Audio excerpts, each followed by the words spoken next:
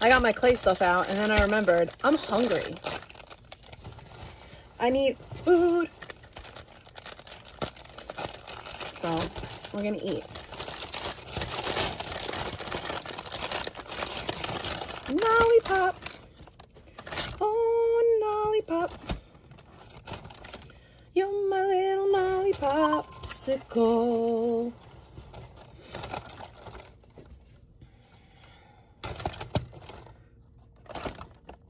I love food. We're gonna mukbang. Is that what this is? A mukbang? A mukbang? I don't know.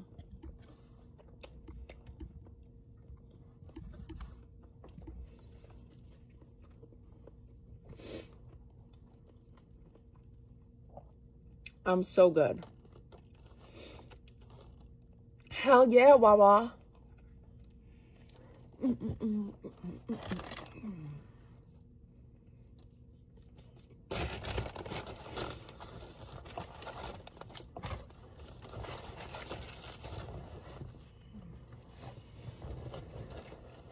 I like the honey turkey. The honey smoked turkey is so good. So freaking good. Melly, you want some? I'll give you some turkey. They gave me a lot.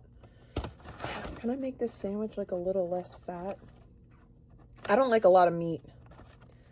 I will say that. I'm not big into, I don't want hunks and hunks of meat. Here, Nolly, you could have this. Here. Here's some turkey, girly. Here's some turkey. Dog could eat turkey, right? What happened to Perez Hilton? What did he do? I know that he was on a Jesus kick. When he was like, oh, praise Jesus. Praise Jesus. Damn, she housed that shit. What happened?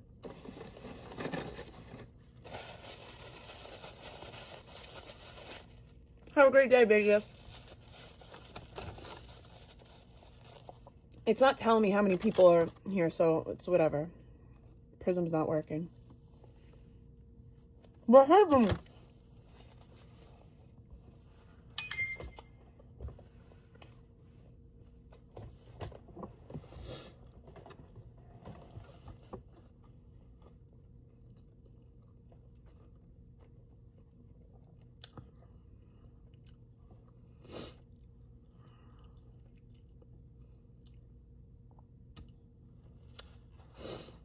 What happened with Perez Hilton?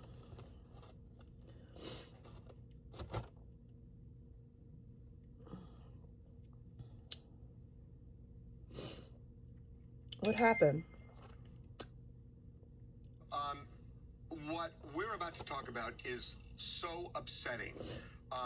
Perez Hilton, who really started around the time TMZ did, with a very successful platform, had an incident last night that is just horrific. When authorities came to his place in Miami, he was bloodied. He had cut himself repeatedly with a knife. He was having some sort of breakdown, and this all happened live on a TikTok live stream, and people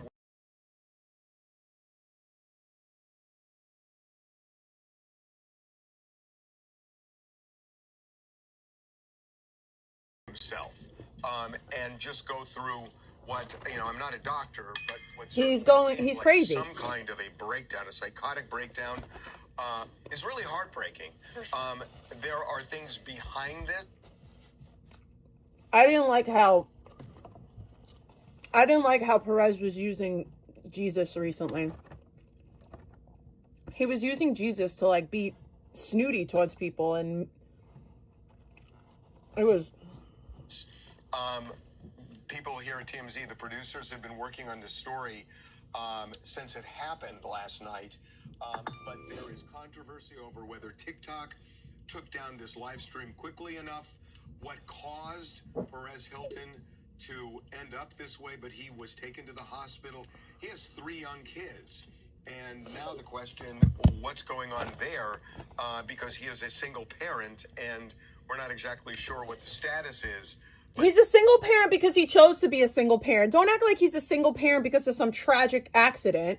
He's a single parent because he had his kids by in vitro. Stop it.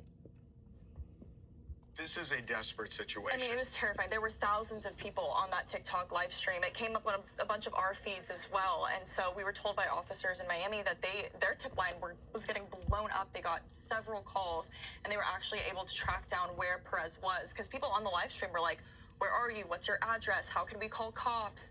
And they arrived at his home. They confirmed the kids were not home.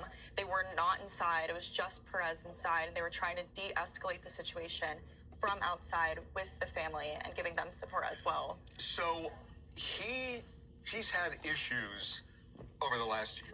He had sepsis, went into the hospital for a long time. For sure. Yep, and actually, Devin and I have been doing some digging, just kind of, trying to get a better idea of what this past year has been like for him, and what we're both hearing. I hate Waiting TMZ. for an update on celebrity gossip blogger Perez Hilton. There are reports he was I taken to the can't hospital stand after he posted TMZ. an alarming video of himself online. Eyewitness News reporter David Gonzalez has. All right, let's see. Last night while live, Penguins, Chad though. kept trying to tell me that something had happened during a Perez Hilton live stream on TikTok and that it was horrific stuff. Voila! When I eventually did look into it, it was even worse than I was expecting, and the videos are very awful, very disturbing, and very, very sad with what appears to be a psychotic episode or some kind of mental health crisis. Perez Hilton was live with a knife covered in lacerations, blood all over him. Hey everybody, I've been crying. I've been crying, but happy tears. Happy tears. What really happened during Perez Hilton's TikTok live that left viewers shocked and concerned? Thousands of people tuned in as the celebrity blogger appeared visibly emotional, sharing personal thoughts and reacting to comments in real time. As the live stream continued, many viewers began expressing concern about his emotional state, while What? others flooded the chat with messages of support and encouragement. He had a knife and he was cutting himself and he was Clips bleeding. from the broadcast quickly spread across social media, sparking widespread discussion about what people had witnessed.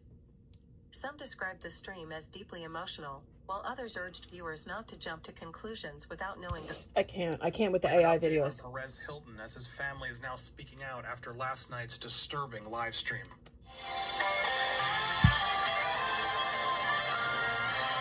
Welcome to Popcorn Planet. I am Andy Signor. I am Perez Hilton tortured Britney Spears. Tortured her. Tortured Lindsay Lohan.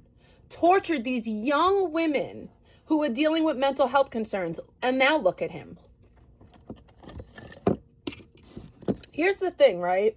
When you give your life to God and you turn your life over to God, there's a lot of healing that has to come with that. There's a lot of accountability that has to come with that. And when you start to speak the name of Jesus and you start to speak publicly the name of Jesus, you make yourself a target for the devil. And if you're not spiritually guarded, if you're not really right with the Lord, if you're not in his word every day, if you're not praying when you wake up, praying when you go to sleep, if you don't have that solid relationship with God, the devil is going to take you over, babe. That's just what it is. And I say that from experience, and I say that because when I first got into recovery, I was a victim of the devil. All that tarot reading, all that was the devil trying to reel me back in, and I fell for it. And it took me years to find my way back to Christ because of that. So you gotta, I feel like this is demonic Stop energy. What you're doing right now. We need to pray for Perez Hilton. He's a celebrity blogger. and he was live on TikTok harming himself, causing self-harm with a knife. And it was gory. It was shocking, terrible. I don't even have the words. It was just my... And here's another thing. When you want to walk with God, you have to change a lot of things. And it's a lot of things that you don't want to change.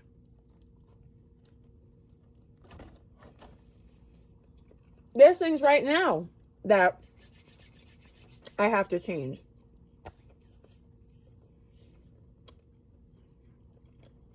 In order to get closer to God.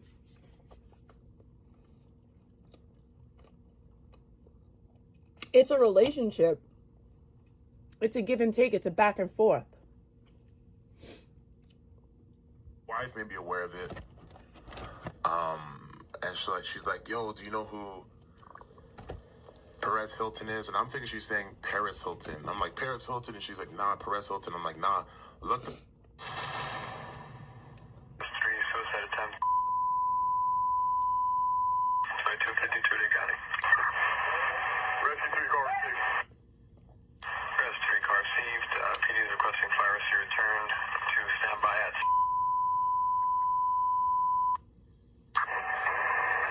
Rescue 13 available. A disturbing live stream involving celebrity blogger Perez Hilton prompted multiple 911 calls and a large police response at his Miami home last night. Hilton was later taken to a hospital for medical care. The video also triggered a strong emotional response from many people who saw it or even heard details about it online. Psychiatrist Dr. Anna Shire joins us now to help process what happened. Dr. Shire, thanks so much for joining us. Thank you for having me. So why is it that when we watch something on... I can't. We are really getting into it. We're ready to get into it. It's me and you. Oh my God. We're really getting into it. That's why we spark up every day.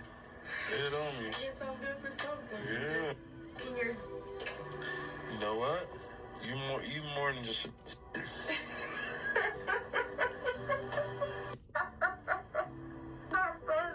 $20,000, $25,000 in 1 month from streaming. We're ready to get into it. It's me and you. Oh my God. Must be nice.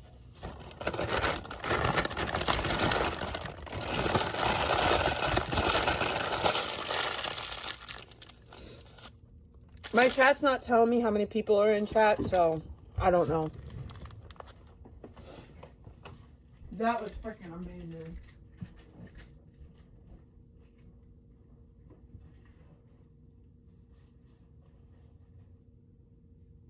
No, I already gave you some. I don't have anything else for you. Stop begging. I don't like that. Nobody likes to beg them.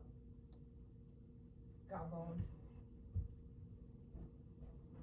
Stop being such a gavon. I made this for Nala. It's really for my daughter, but she wanted me to make something with Nala's name on it. No. I don't really know that much about Joyce Myers. Wait, she's Catholic? How is she a Catholic? I thought she was a preacher. I have some Joyce Myers books. Who am I? Ooh, this came out really good.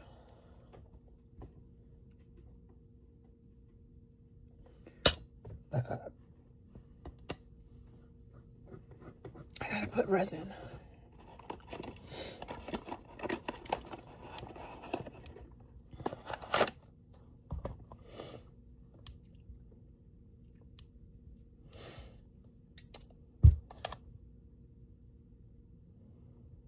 I gotta...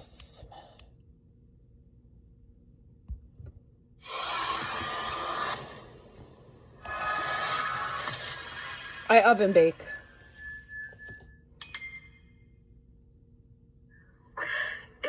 next morning after everything that went down with Perez Hilton last night. So if you guys haven't been keeping up, I covered it in my last video before this. So Perez Hilton, he's a celeb blogger. I explained more of who he was in my last video. If you want more of an extended explanation, you can check that out.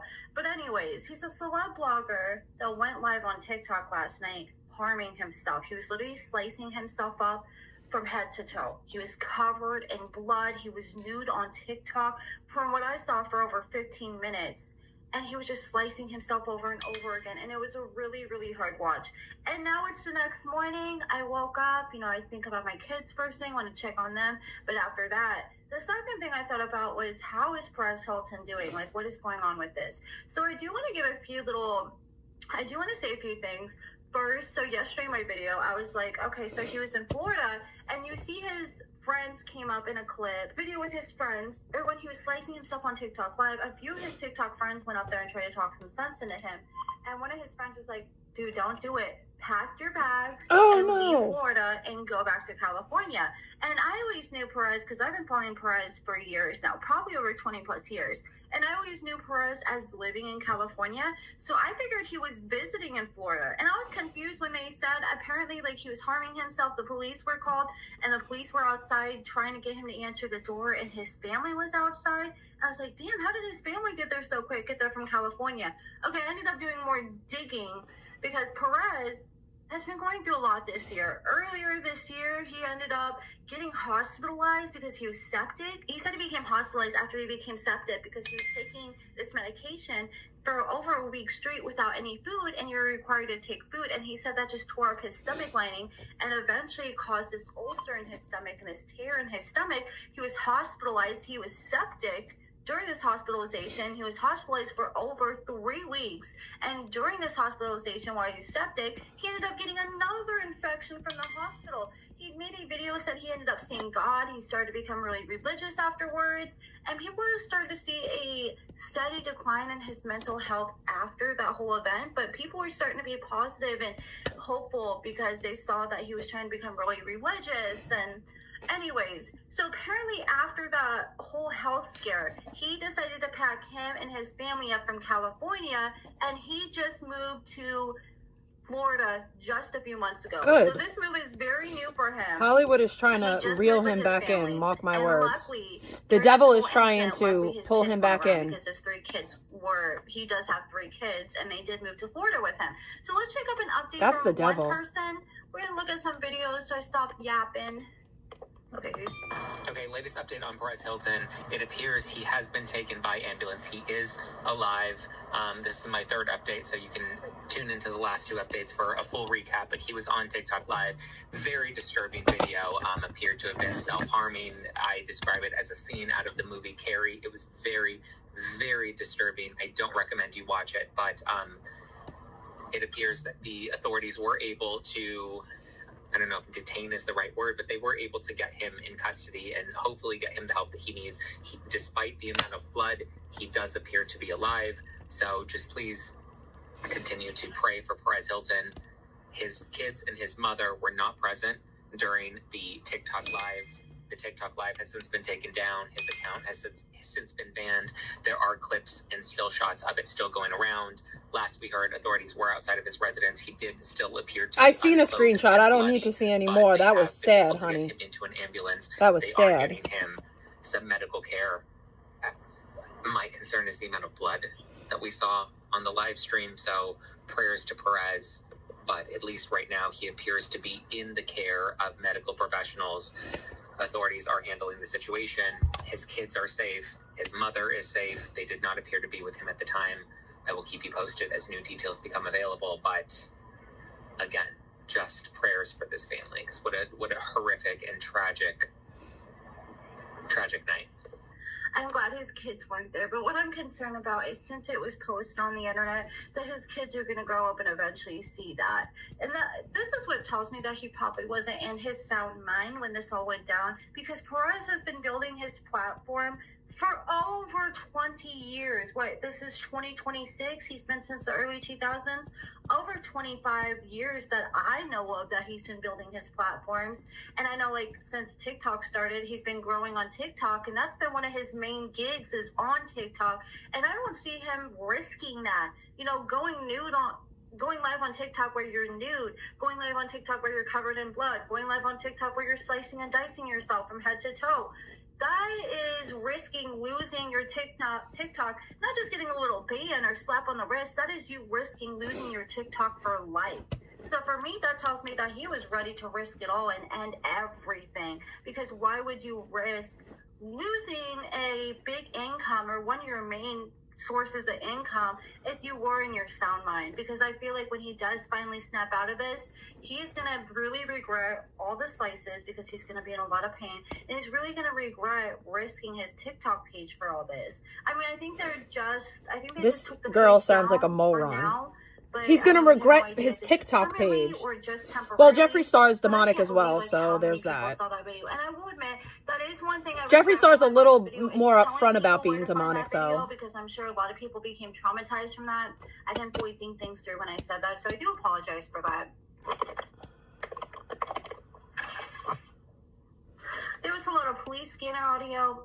I did find some of it on my police scanner, but I'm not really going to play it because it's been played by a million other blogs, and a lot of it just talks about what we've talked about already, that the police did surround the house, they did get him, and I'm glad that they took him to the hospital without any more fight, because he was talking, I guess, I didn't see this clip because I guess I ended up missing this clip, but I found it on Twitter. But he was still live when the police pulled up, and he was looking out his windows, naked, right in front of the window, looking out the window, and he told the police that he was going to go out with a bang and that he was going to make sure that they took his life. Like, he was going to fight, but it seems like when he did finally come out, he peacefully came out from the looks of some of these news posts, or at least I hope so. I'm just glad they got him at least in a hospital now, because they're going to take him to a hospital for treatment, but I'm sure after that they're going to do some kind of mental evaluation. Usually if you threaten your life or do something like this, you're going to go into some kind of mental place for a minimum of 72 hours. And I think he really needs something like that right now. I love all these mental health professionals on the internet that know absolutely nothing. He needs that because I said he needs that because Okay, I have a talking about YouTube channel and I know Miami everything. After health scare. Some moments just show up. Actually, let's watch what the news said, and then we'll watch that one. Hang on. And off the top tonight, it's a very delicate and tense situation in this Westchester neighborhood. Deputies say that a man is inside a home at the end of the street, and he's harming himself. But they have backed away from the home for now.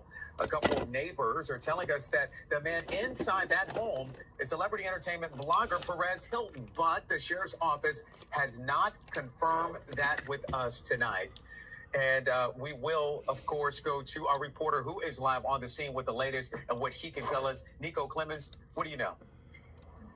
So they didn't just have the police, they had the reporters on scene. And I did see from one, maybe this is a news clip, but there's one news clip where one of the reporters is looking in the window and Perez is just sitting there covered in blood, fully nude.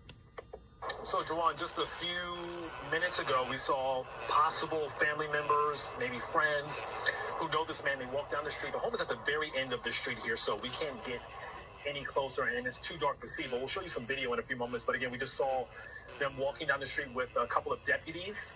So they may try to talk this man out of the home right now. But we do want to show you some video that we got about an hour ago. Yep, that's it. It's of a man inside this home where the deputies are and where they were stationed or set up at. It appears to show the man inside the home, and we blurred it because this man is naked and possibly bloody as well. But you said it, Juwan, delicate and very tense situation in this Westchester community. And we did see deputies around the home using flashlights to try to get a look inside. So the sheriff's office said several people called 911 about a man who was hurting himself while live streaming on social media. And let me go ahead and... It's like a fire truck or an ambulance. You can stay on me right now, Fernando. There's a fire truck or ambulance getting ready to come to the neighborhood. But let me go ahead and go back to what we know. Deputies say this man is alone inside the home. and the house is at the corner of Southwest 31st Street and 77th Court. So right now they're trying to de-escalate the situation and use crisis intervention techniques so this doesn't end worse, like a suicide by cop, for example.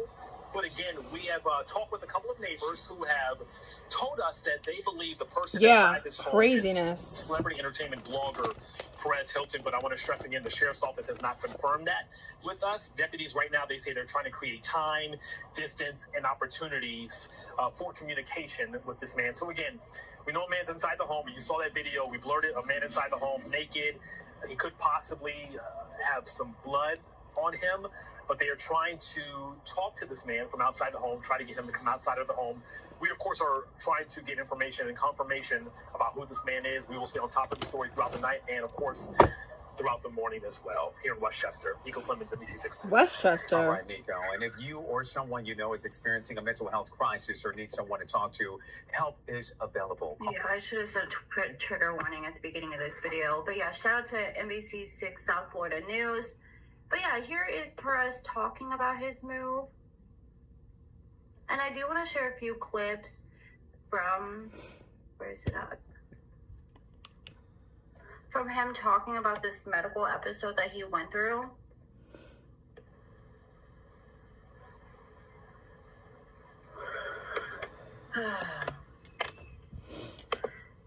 See.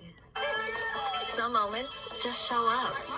Oh my God, pay for YouTube Red. Another video from NBC6 South Florida News. This is Perez talking about moving back to Miami. No, Westchester, Florida, apparently. And that's how traditions get passed down. Goya, 90 years of bringing sabor to the table.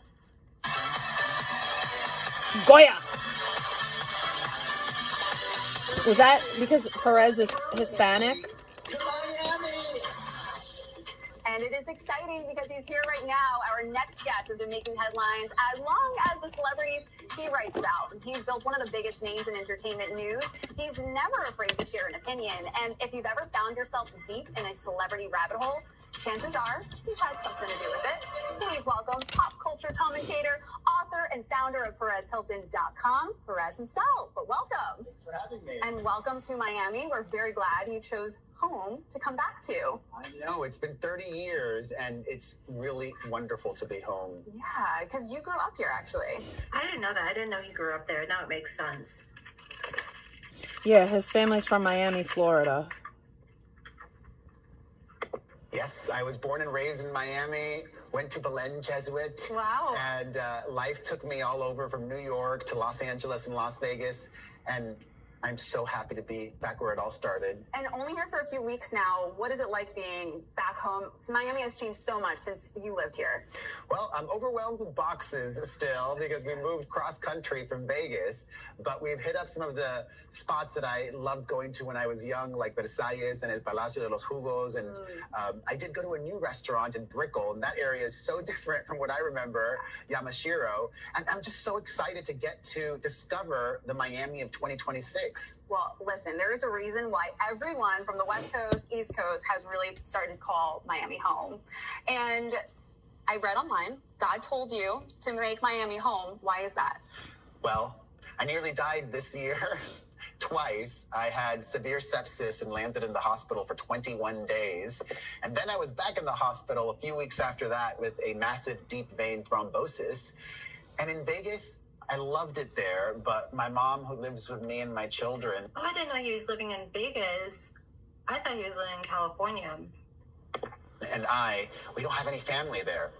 And I think that huge health scare where it really felt like I was going to die, I woke from that experience with such clarity. And it said, you need to be where you have support. Yeah.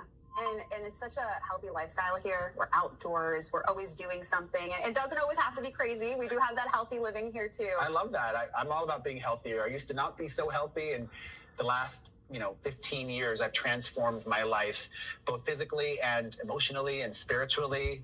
And you look fantastic. And even the energy that you give off is very comfortable. I got dad vibes. Yeah, I guess that's what changed. You have kids and then everything changes. I mean, I'm still fun, I think. I'm still sassy.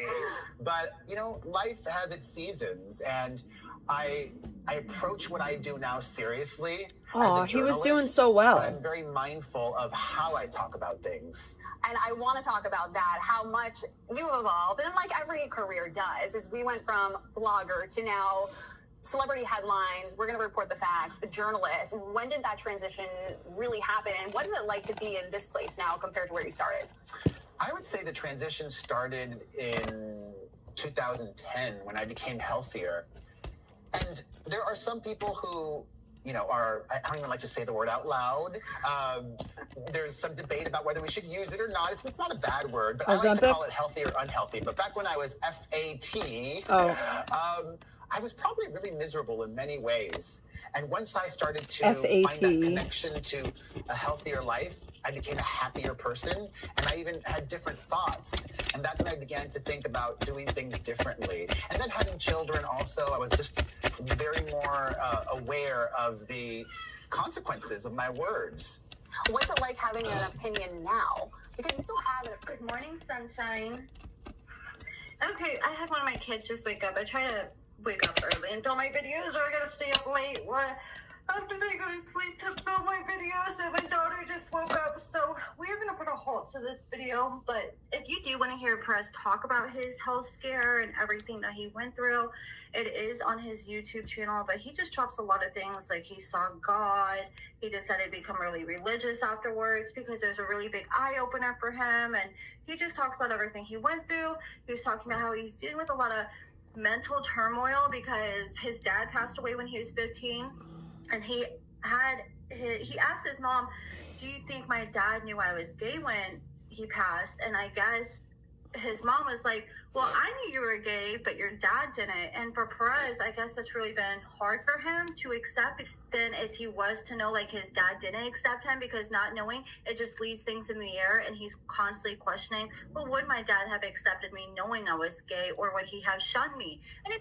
Yo, do you guys remember Love and Hip Hop, Sydney Starr, the trans woman from Love and Hip Hop New York? Does anybody remember that person? Because we need to say something really quickly about that I just read, and I'm disgusted.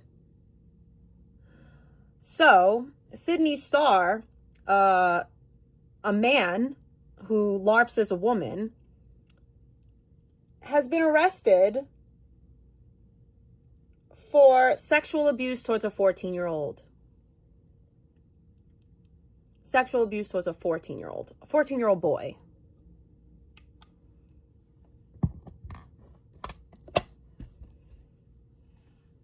You think they're going to put this biological man with other women? Probably. Probably going to endanger a bunch of women. Probably going to endanger a bunch of biological women to cater to a predator's delusions. And then, like, people get upset with me because I say things like, well, just because you want to identify as something, that doesn't mean I should have to identify as something else. You want to identify as whatever you want to, that's fine. But once your identity starts to infringe upon me and my loved one's safety, then that's when we have to have a conversation. Okay? That's when a conversation needs to be had. Like, simple. It should be simple. It should be simple, but it's not. Because feelings matter more than safety. Feelings trump safety, apparently. I'm just so sick of everybody thinking that it's right versus left. It's good versus evil, ladies and gentlemen. It is the devil versus Jesus. There is no left versus right. I'm sorry to be the bearer of bad news, but there is no left versus right. It's a myth.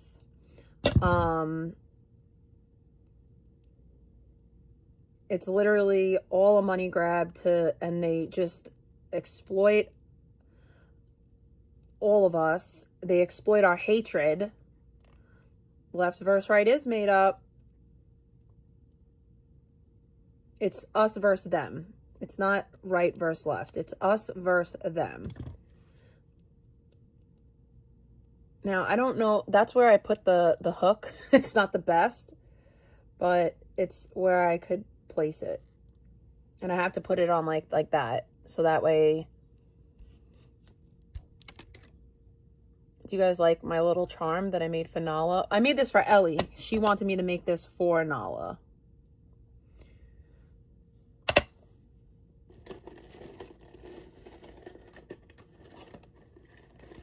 Ain't nothing sweeter, nothing sweeter. Ain't nothing sweeter than his love. It's like we protect, we're more protective of feelings than facts. Like,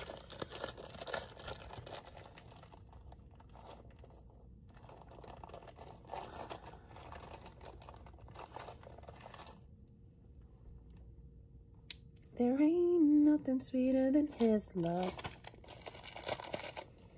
Yeah, no. Here's the thing. Once a young person is violated like that, the cycle of abuse goes on. That kid will likely grow up to abuse somebody else, and it'll continue, and it'll keep on continuing until somebody breaks the chain. Somebody got very upset with me because I mentioned how for a lot of people, a lot of gay people, that being gay is a trauma response. And so many people were offended by that. It's a truth. That is a truth. It's not the case for everybody. Not everybody who's gay is gay because of trauma. The same way that everybody that has trauma isn't gay. But it is truthful that does happen. There is truth that there are people that are gay because of trauma. Yes, I am single. But am I single? I don't know. I'm a widow. Shish kabibble.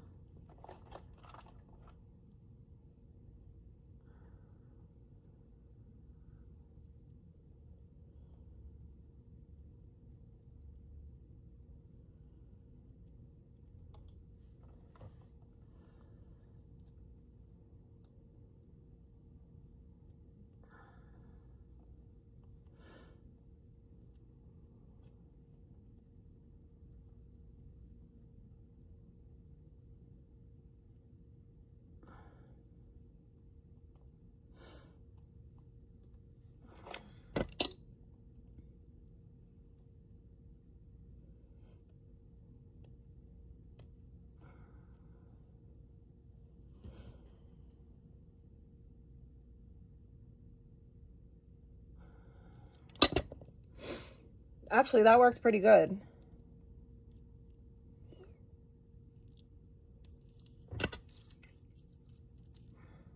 I'm getting pretty good with the resin.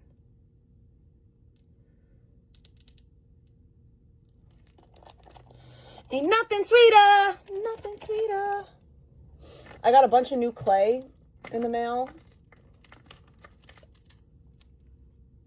I don't know if you guys saw this set. So now I'm like making charms with it. I made this charm a little bit big, but it's okay.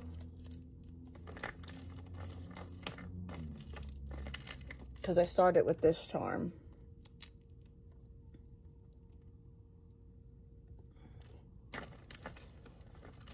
I have stuff that I have to mail out. I mailed something out today.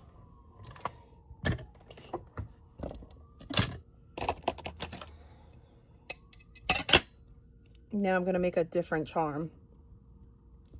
I don't want to make a charm out of this clay, actually.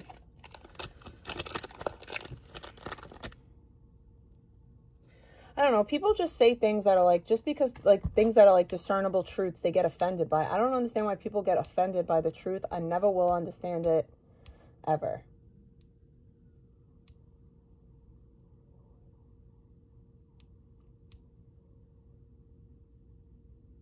I also really don't like Cardi B. A girl filmed a naked man passed out inside his own home and then posted it for nearly 30 million people to see, and then claimed that she was the victim. So, naturally, she got hit with 2 felony charges, and after months of failed plea negotiations, she has decided to fight this thing in front of a jury. This is dismissed me for posting about my while door dashing.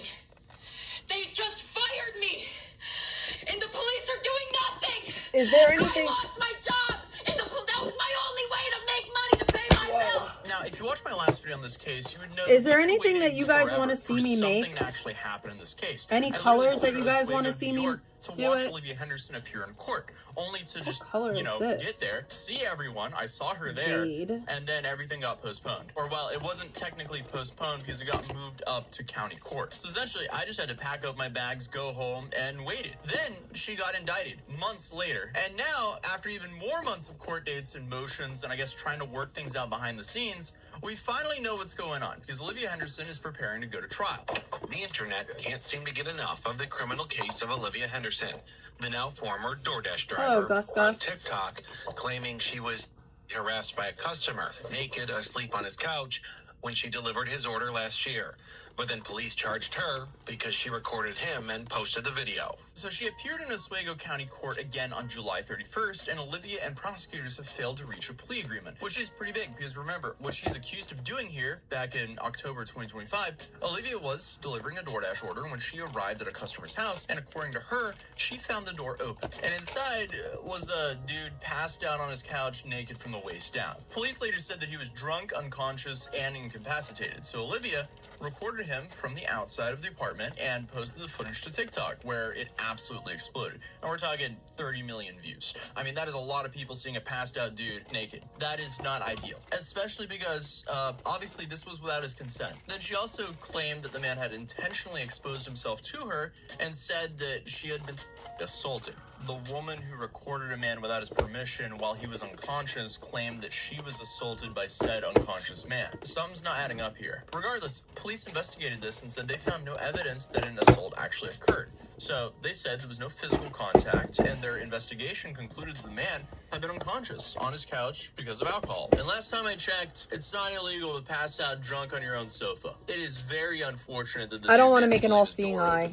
Regardless, though, the man wasn't charged. Olivia was, and she's now facing 2 felony charges: second-degree unlawful surveillance and first-degree dissemination of an unlawful surveillance image. So this is the act of filming him, and then the act of posting these videos on TikTok. But here's where this update gets really interesting, because for months, I mean, one of my biggest questions was, how do you defend this? Because, you know, she filmed it and she posted it. That's what she's being charged for. Well, I would think this would be case closed because there isn't too much mystery about it. And apparently, her own attorney also agrees with that part. So her I'm not going to end the stream. Smallwood told News Channel 9, I think there's very little argument on what the evidence actually is, on what actually happened. Her public defender challenging the prosecution's narrative she invaded her victim's privacy, an argument he's asking the judge to rule on. Well, it is reasonable to expect for most people that you have privacy. If you do something to not have privacy, then you no longer have a reasonable expectation of privacy. Emphasizing it was the customer who left the solid door open with just the glass door as the barrier to his home. And that seems to be the argument they're preparing to take into court. They're not really fighting over whether Olivia filmed and posted the man. They're fighting over whether doing that actually meets the legal requirement of, you know, these felony charges. And I guess a huge part of this argument comes down to 2 questions. First, how much privacy can you legally expect from inside your home? But how much privacy do you expect to have if your door is exactly? Was this man's front door even open in the first place? Because Olivia's attorney is now leaning hard into that first question. Smallwood says the homeowner's door was left wide open, exposing him to the public. Basically, the defense appears to be arguing, yes, this man was inside his own home, but the door was wide open, so anyone could see him from the street. So essentially, if his door was wide open and someone standing outside could see him,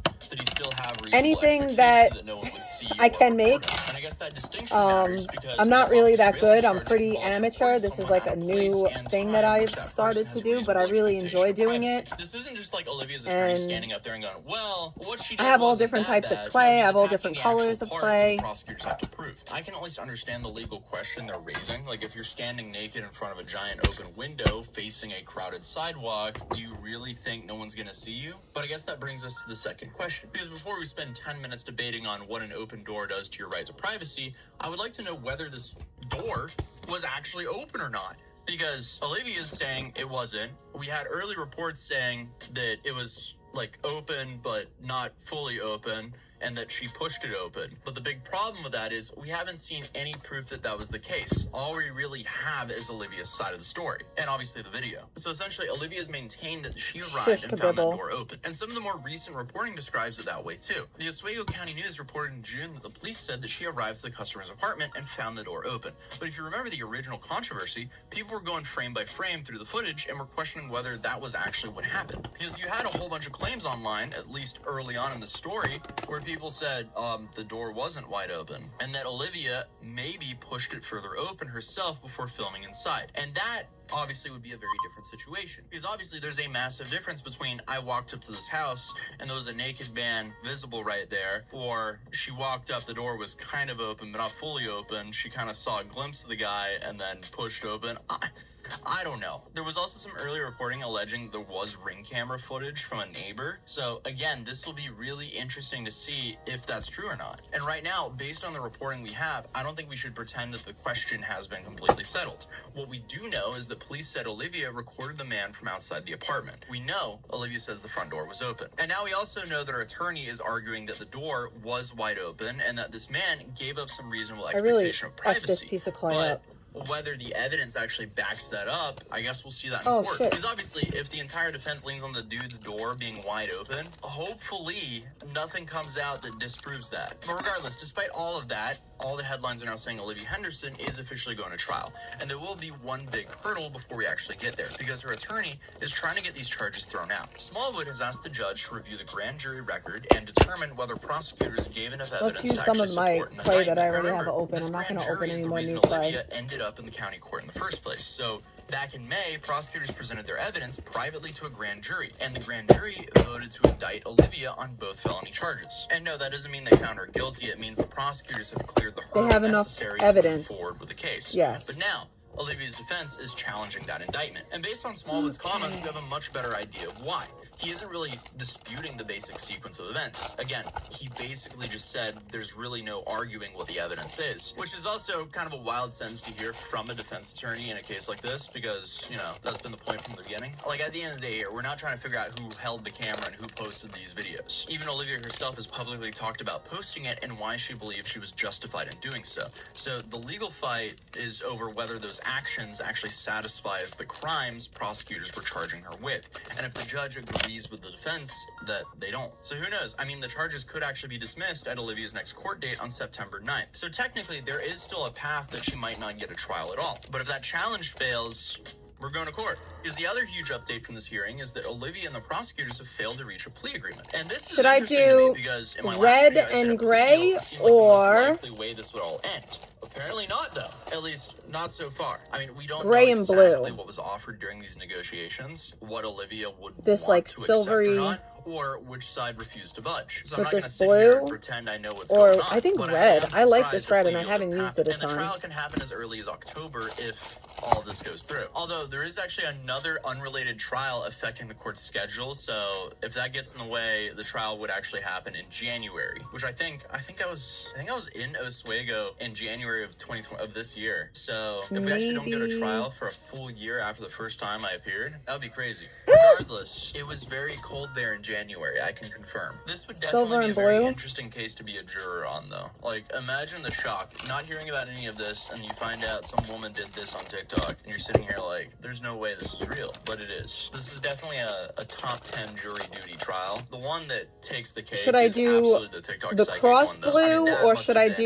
do a full-on the trip accents for blue? everyone who was a juror on that case. But regardless, Should I this is do just a the horror body story of blue, how or should some I dude just do the passed out drunk accents in his blue? apartment and woke up the next morning with 30 million people having seen his junk. That's I also have like but there is a also light another silver. part of this that I don't want to get lost in the legal arguments. Like, even if Olivia could see this man from where she was standing, seeing someone and recording their naked body, that's two different things. And recording it and then posting it for nearly 30 million people online to watch, that's a whole nother step as well. And that's ultimately what the prosecutors are accusing her of doing. And this is Accents? also why I just Okay. think this whole situation is so crazy, and the way it's unfolding is just crazy as well. Olivia originally posted the video because she wanted, I guess, to warn other female delivery drivers and expose what she believed this man had done to her. But instead, police investigated her allegations, said they found no evidence that an assault occurred, and arrested her instead.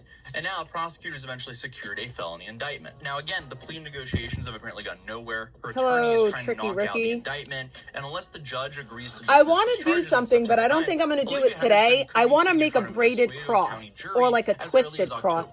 Maybe I will try it today. From a viral TikTok to an arrest, and now I think to I a could grand do it. jury indictment. I would Drop have a like to. on this video if you want me to actually fly out there. I'm going to try to do it. But until then, I shall. I'm going to take 2 logs, twist them together, and make. Unfortunately, in this job, I got it. I'm going to do you don't this. really get sick days. I would just get way too behind on videos. So thank you guys for the support. Subscribe if you're new, and I'll see you guys next video. I don't want to make it look like wood. I want to try first with other colors, and then maybe we'll make it look like wood. Because I have a bunch of crosses that look like wood. Well, not a bunch. I have a couple that look like wood. Raise your hand for me. Do you swear everything you told me today is the truth, the whole truth, nothing but the truth, so help me Do you guys want to listen to true crime or something else? No. I know I'm lying. All those things I said. I told you I was lying. Do you want to tell us anything truthful before we go? I mean, not really. This is 26-year-old Jared Charles Neumann. He talks like someone who's just read enough about interrogations to be dangerous, mostly to himself. What you're about to watch is an interrogation of a man who genuinely believes he's smarter than the cops.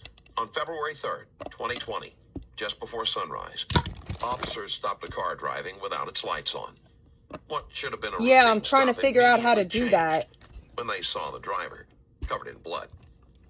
Because I would like to sell these if anybody wants to buy them. Inconsistencies, officers decided to bring Jared in to talk. Okay, we're just going to talk to you about some stuff, about your injuries and stuff like that. We just want to make sure you're okay. In order to do that, we're going to go in this room, okay? I'm going to take the handcuffs off you. You're not going to do anything crazy, right? Okay, alright. You can go walk in, have a seat on that floor for you. You want a water or anything? Alright. You sure? Yeah. Okay. Alright, give us 1 second. We'll be in a second, okay? Alright. My name is Detective Peck. This is my partner, Detective Hamley. Alright, buddy. We work with the officers here, and we just basically help them out and assist them with their cases, okay? So I just need to get some personal information from you first, make sure I know who I'm talking to. And then we'll go from there about why you're here tonight, okay? Alright. So your first name's Jared, right? Yes. Can you spell that for me? J-A-R-A-D. And your last name? Neumann. N-O-I-M-A-N. And what's your birthday? 1/16/94. And you have an address? No. Where do you currently stay at? In my car. In your car? What kind of car is that? I have Ford Explorer. Mobile life. Yeah. It's alright. Is it registered to you? Yeah. How long have you been doing that? What? In the car? A couple of years now. Oh, wow. I have a job though. I'm trying to get in place. What kind of work you doing? I do like restaurant, like firehouse subs. Oh, okay. You're in the city? Yeah. Okay.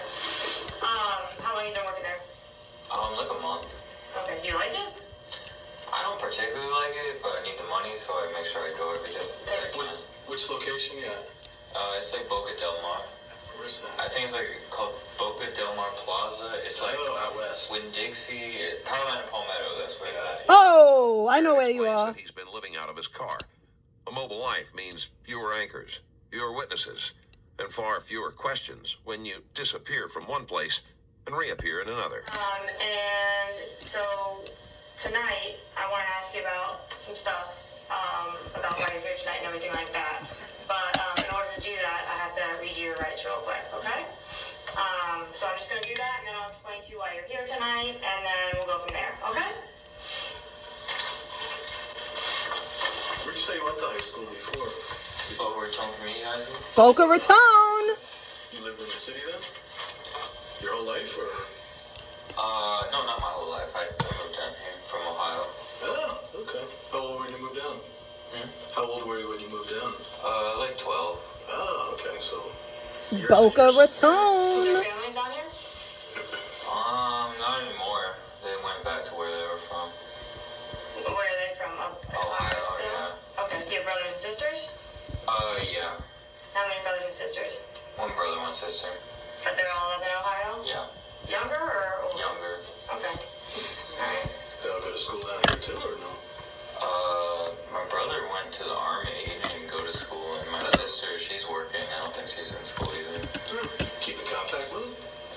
they don't talk to me. I don't know why. No? And I don't even know why. My mom doesn't know why. They just don't speak with me. Do you keep in contact with your mom? Yeah, I talk to my mom regularly. Okay, cool. Is she up there? Yeah. Nice. Okay. Do they still live at home or do they live separate? My dad, or my brother, I think, is staying with my mom, and my sister is, I think she lives on her own. How come you stayed down by yourself? I like Florida. I grew up here. Weather? Yeah. You got a lot of friends down here?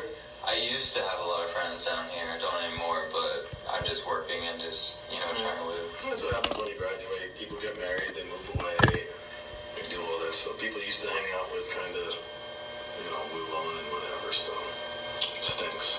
Yeah. Alright, so I'm gonna redo these real quick. Have you been in trouble before? Shit. What? Have you ever been in trouble before? Have you ever had them written to you? Yeah. You have? Okay, so you're familiar with the process. That's just a procedure thing that we have to do. I don't know how I feel about it. What were you in trouble for before? I don't know. I don't know if I like it. I think I would have to make it skinnier. I think like the lines would have to be skinnier for it to work out the way I want. Not really. No? Okay.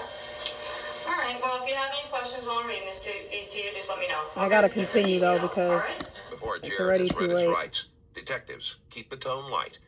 They need him talking before he realizes exactly how serious this is. Just sign right here for me. It just says that I read those to you. Thank you very much. Okay. Manager at the sub place? Huh? You a manager at the sub? Yeah, we're manager. No, I said, are you the manager? No, I'm not the manager. Oh, okay. I thought you were the manager out there. I've been to that one, actually, that firehouse sub. Yeah, it's pretty good. Went out there, yeah. Do you get to eat for free? No, we get it half off. That's not bad, then. Yeah. I think they usually give us a little bit of The problem is you discount only get so many subs, I guess. Yeah. Hook and ladder's your favorite? No, I like the Italian. Oh, you go to the Italian hook and ladder. Alright. You hang out with anybody from work? Not really. I don't know them like that. No? What do you do in your off time? I just, watch, anime. This doesn't look good to me. Oh, okay. Is that Pokemon? No, not Pokemon. That's like for 10-year-olds. I don't know, man. I'm just saying my son used to watch it. Yeah, so like that. He used to deal with all that Pokemon stuff, yeah. Is that on streaming online or is that on an actual TV channel? It's like streaming online. Okay. Yeah. Is it on Netflix or something or? No. No? No. Just like on a website or something like that? Okay. Besides that, you do anything else? I listen to music. What kind of music do you like? I don't like this. I'm not a fan. I like electronic music. And there's not really much I can do. I just have to keep it as is. Castles has always been something I enjoyed. Didn't come out the way I wanted it. Major one, but I like a lot of varieties of different ones. Okay. Alright. Did you watch the Super Bowl at all last night? No. No? No, I'm not a big sports fan. Alright. That makes two of us. Yeah. So today, tell me what happened today. I was driving in my car, and the police pulled up behind me and told me to pull over and stop the vehicle and place my hands outside of the vehicle so they could see them, and then told me to step out of the car, and then I think he told me to step back, and then I don't like this. I think they put me in handcuffs at that point, and I asked them what was going on, and they said everything to tell me later, and that is what happened. Okay. That's our job. Yeah. Did they tell you at all why you were arrested? No. No? Not at all. Okay. Do you know what the deal is with your license? I guess it's a learner's permit or something. Yeah. Yeah, I need to get it updated, it was just... You never took your real driving test? Not yet. Okay. Did you take that in high school or anything, your driving test? No. I just should have got it done. I just didn't, I just wasn't... How do you get your car registered and everything with no license? I don't know. Is it registered? Everything is up to date? Yeah. Okay, so they didn't give you tickets for that? No. Just for not having a license? Yeah. Okay. Look, Driving without a license or registration isn't the crime of the century. But when everything else feels off, even the little things start getting very loud. Still, detectives keep smiling because pressure kills conversations, and they really need this one alive. All right, there's nothing I can do If you like these except videos, for hitting subscribe would mean a lot. just bake it and leave it as Incredibly is. close to 1 million, and your support helps more than you know. Well, do you have... I'm sorry, I didn't mean to interrupt. No, you're fine. Because probably what happened is they were probably trying to send you notifications that you didn't have a valid license. What address are you using? Are you getting mail anywhere? No. See, that's what happens. Division of Motor Vehicle, Yeah. whatever your learner's permit has on it for an address, that's where they're probably sending you notifications to update your driver's license and stuff. Is that still an old address that's on your permit? Yeah, that I don't have that address anymore. Yeah, that's probably what's happening, because that's the only address, and because it's the way the mail goes, it'll go there, and if not, it gets sent back to the state. Yeah. There's no notification. Yeah, so you gotta make sure that you get everything updated, you gotta take your tests and everything, because do you even have insurance on the car or anything? Like if you get into an accident?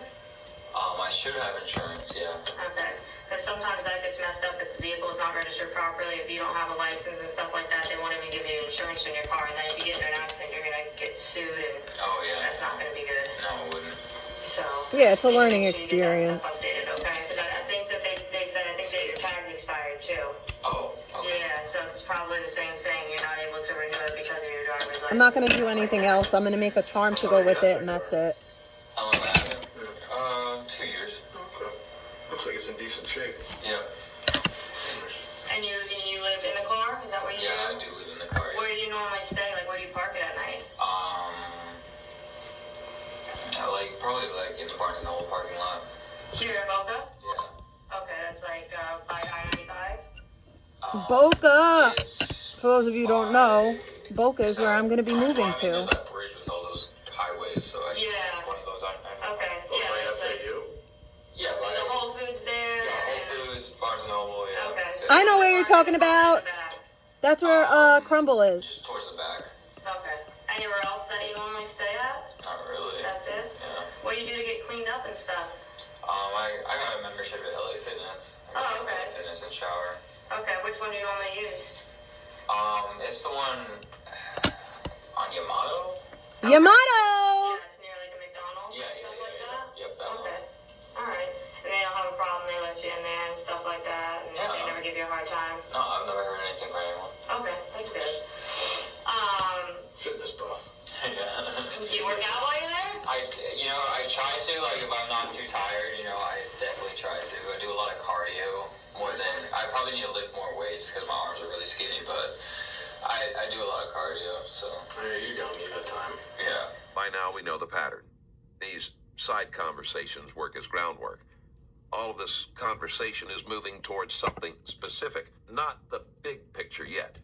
Just the obvious question sitting in front So of them. where should I put my How did camera, Jared get Susie? injured? Until tests are run and footage reviewed, those cuts are the most immediate problem in the room. I saw you had a cut there on your hand. Are you okay? Yeah, I'm okay. You alright? Yeah. You don't need any medical attention or anything like that? Okay. Yeah. Alright. Have you been stopped before for your license? No, You didn't get stopped before? I don't think so. No, because we got a phone call that people were concerned about you last night. Last night, what people? The Delray Beach Police Department? Delray! Yeah, I do remember that. Okay. Because they stopped you for your license too, right? Yeah. So they told you shouldn't have been driving, right? Yeah. Yeah. What did they do? They gave you a break? I mean, yeah, they basically, I just took the car back because I needed to go to work, and I needed, the car. Right. Yeah, that's the only reason I was driving it. Right. But, You gotta do what you gotta do sometimes. yeah, I know. Agreed.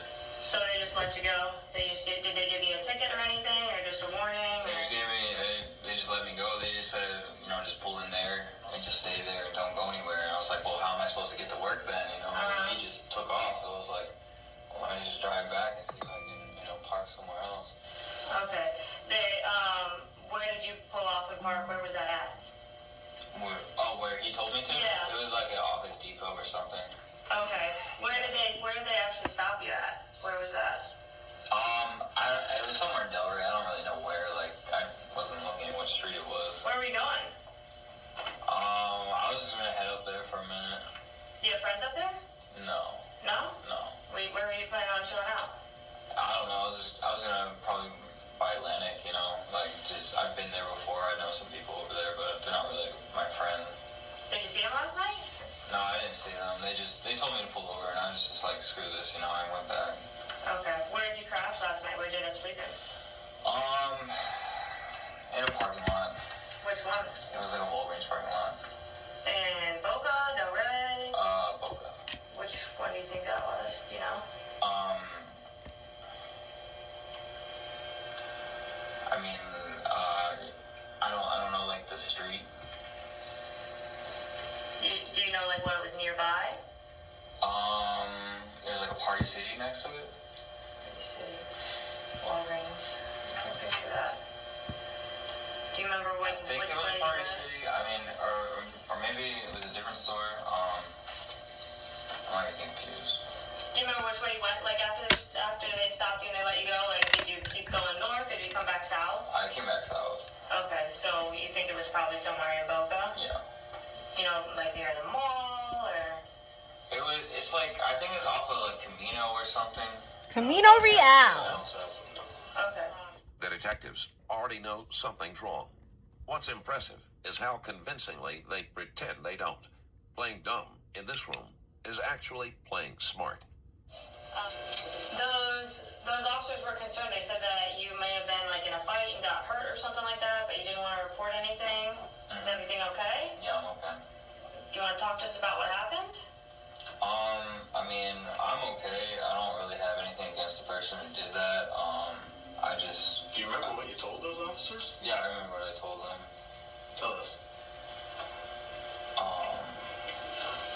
I mean, I just basically told him, like, what happened. Like, he just approached me, he was very aggressive, and we argued for a minute, and then he started attacking me, and I fought back, and we just kind of got into a fight, and eventually, you know, he just stopped and got tired, and just walked off, and I walked off, and that was it. Where did this happen at? It was in Boca. But, like, where? It was, like, somewhere in Yamato. Like, I was walking, you know, and he just approached me. I've seen him a couple times. Like, he kind of knows me, but not really. Do you know that your model's a pretty big road? Yeah. You know, like, but I know, yeah, but I don't know, like, I was, like, just walking down it. I didn't really, like, pay attention to specifically where I was, you know. Where did you leave your car when you were walking? It was parked over by McDonald's. McDonald's? So, near the LA Fitness? Yeah. Okay, and which way were you walking? Towards the McDonald's or towards the other way? Towards the other way. So towards like where I-95 is, the big highway? Yeah. Okay. And who's the guy that confronts you? I don't know his name. How do you know him? Like how have you seen him? I've just seen him a couple times. Like he's talked to me before, like briefly, but like, you know, it's just never really like good interactions. Where have you seen him at? Just like around, like here and there. Can you describe him? I mean, like how? Just physical. Like if you were to describe me. Describe him like you would describe me. Height, weight. I don't know. I have no idea. Just roughly. I don't know. Male, female, male, white, black, Hispanic. Black. Black male? Yeah, black male. Oh! How old? I don't know. I don't know how old he is. Just roughly. I have no idea. I mean, 20, 30, 40, I don't know. Do you have long hair, short hair? Short hair. Okay. Short crop close like his? Or it was a little bit longer. Not like mine, but a little bit longer than his, yeah. Okay. Any sort of style to the hair? I wouldn't say so. No? Okay. Any facial hair? No. Tattoos? Probably, but it was dark, so I didn't really see. What time did this happen? You say it's dark. It was like early in the AM. Like before you got stopped by the Delray police. About how long before that was it? It was like an hour or two before that. An hour or two? Mm-hmm. Okay. Any reason why it happened? Personally, I just think he was upset about something else and kind of took it out on me. That's what it looked like. What do you think he was upset about? Did he say anything? I have no idea. I mean, I don't know this man. Right. Yeah. Jared chooses to play a risky and might I add, unnecessary game of minimizing, deflecting, and avoiding. This can be considered a dumb move, especially when he knows he's never going to win. Now on my Patreon, watch the interrogation of a father accused of killing his baby. The detective snaps and starts hitting him on camera. See the full video at patreon.com/Stranger Stories Plus. Can you show us where he hurt you?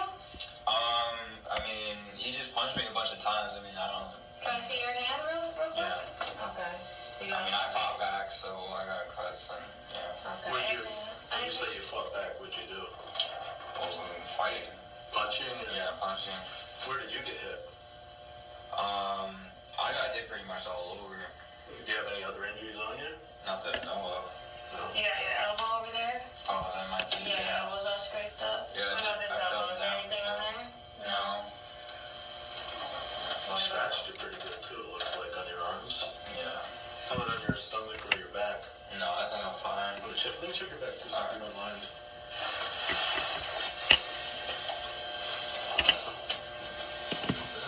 How about your stomach? How about up on your upper? Did you get you there or anything? No, I don't think so. How about up like in this area? This Your neck or anything? Your face? No, I'm okay. Anything on your head? Any injuries on your head? I mean, I'm alright, you know. You got quite a farmer's can working there. Yeah. Sorry. That wasn't even saw you like that. I got the same farmer's can going at my sleeves. Don't worry about that. Did he take anything from you? No. Didn't steal anything? No. So he just picked you up for no reason? No, it wasn't for no reason. I mean, we were like, I was like, you know, he kind of approached me in an aggressive manner, and I should have just walked away, but instead I started talking back to him, and I shouldn't have, and he got really mad, and he started, like, really going at me. Do you think you got the best of him, or he got the best of you? He definitely got the best of me. Oh, really? Yeah. So you got the worst with the cuts and everything? Yeah, he was fine. I mean, he would bleed a little bit, but yeah. Did anybody see it happen? To be fair, Jared tries to sell it, but the story is built entirely out of cliches. A random stranger who turns out to be a black male. No reason or escalation, and no explanation for why someone living in a car would just accept being beaten and move on. That's not how real people behave. There was plenty of cars going by, but I don't know those people. I don't know if they reported it or anything. This is like right on the road? Yeah. On the like sidewalk area? Yeah, it's on Near the the overpass? sidewalk. I don't know about overpass, but we were on the sidewalk. Okay. Did you have your car all night last night? You said you were walking, that's why I'm kind of asking. Yeah, I was just walking to another store just to save on gas, so. Where was your car? It was at McDonald's. Oh, okay. Yeah. Gotcha. Why didn't you call us when it happened?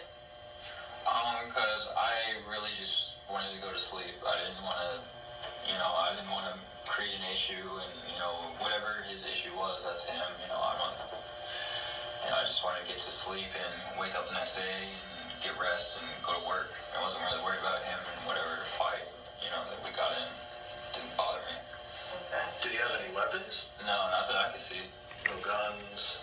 I didn't see anything on there. No. Because those look like more than just fighting wounds. That's why I'm wondering if he tried to hit you with something. Oh, no. You don't think? I don't think so. Did you recall him having a weapon? No, he didn't have a weapon. I mean, I did fall on the ground pretty hard, but I don't know. From getting hit, or how'd you fall? Yeah, he hit me and I fell. Okay. Your knuckles, but that's, you would have, when you were fighting back and hitting him, would that be from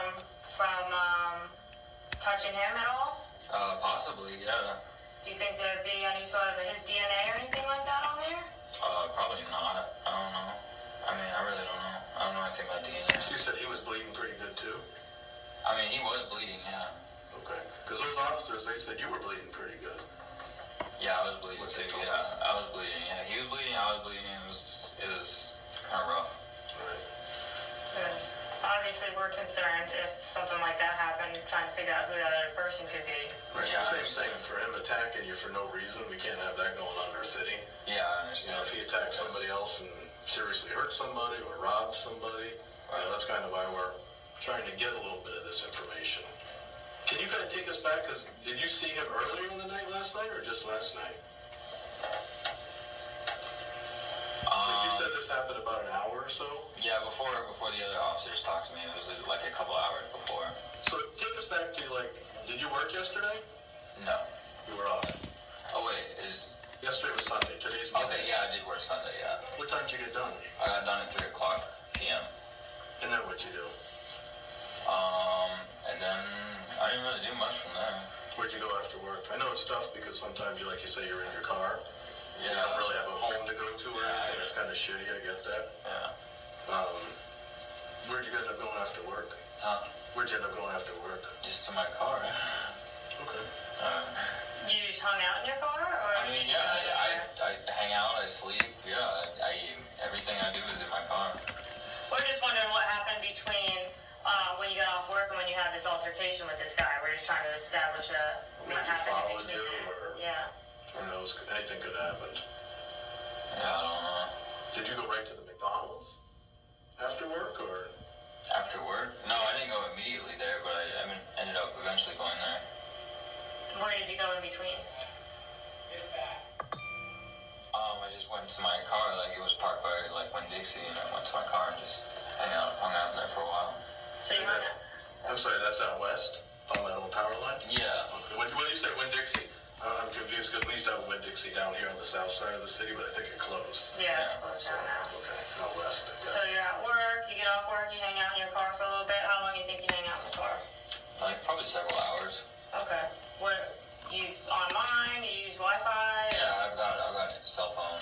Okay, so the shows and stuff you watch is on your cell phone, not like a laptop or anything? No, yeah, my cell phone. Okay. This is where rehearsed explanations start needing improvisation. So Jared is now looking visibly uncomfortable. He's answering faster, thinking slower, and this is about to lead them to a critical moment. How long do you hang out at McDonald's for? I didn't really stay there. I just kind of got out the vehicle and just started walking to this other place I was trying to get to. Where is that at? Huh? Where is that you were trying to get to? It was like it's like this. It's hard to explain. It's like this road that you turn into. I mean, I don't really know how to explain it. Okay. Can you draw it? No. You're not a good drawer either? No, definitely not. I'm not either. Trust me, artistic is not my thing either. But it's off of Yamato? Yeah, it was off of Yamato. It was just like this. You turn right into it. I just don't know the name of it off the top of my head. Okay, and you don't know what the store is that you were trying to go to? I don't know the name of it off the top of my head, but like I was just I knew where it was, so I was just trying to walk there. What kind of store is it? What does it sell?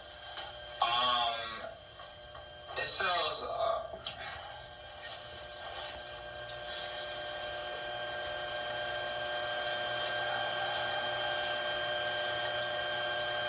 I'm sorry, my head just started going weird.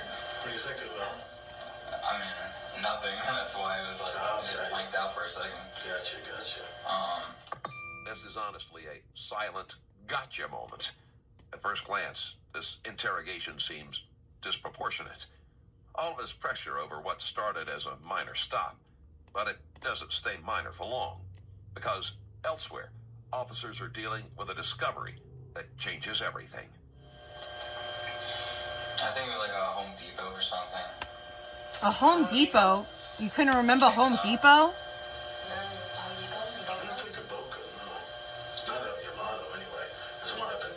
No, it's not a Home Depot. It's like they sell like paper and like Paper and stuff? yeah, Okay. What were you gonna buy? paper Paper. I was gonna buy paper to write with. to write with. Write notes. I was gonna write poetry. Oh, nice. Okay, that's pretty cool. You good at it? No. No, just starting. Yeah, just trying. So how far did you get before you run into this guy? I mean, I don't know. I was partially there, partially the way there. Is there something else going on that you want to tell us about? You look like you're upset about something. What do you mean? You just looked like you got lost in thought for a second. I just want to make sure that there's not a missing piece to this that you're holding back on or anything. You alright? Yeah, I'm okay. Okay. Is there anything else about him that you can remember? I mean, this is just like something, just kind of trying to put behind me. I'm not really trying to worry about it. Well, like I said, on our side, people getting in fights and beating people up and I understand that, completely, dude. just because, like you said, because of words, unfortunately, that's some serious injuries to you and someone beating you up like that. And, our job as police is to not have people out there on the streets that are hurting other people. Yeah, I mean, I don't know what to do. Like, I don't know how much information I can really give you. Like I've given you as much. How have you seen him before? How have I seen him? I was just interacted with him briefly. He just talked to me really fast, and that was it. Where was that?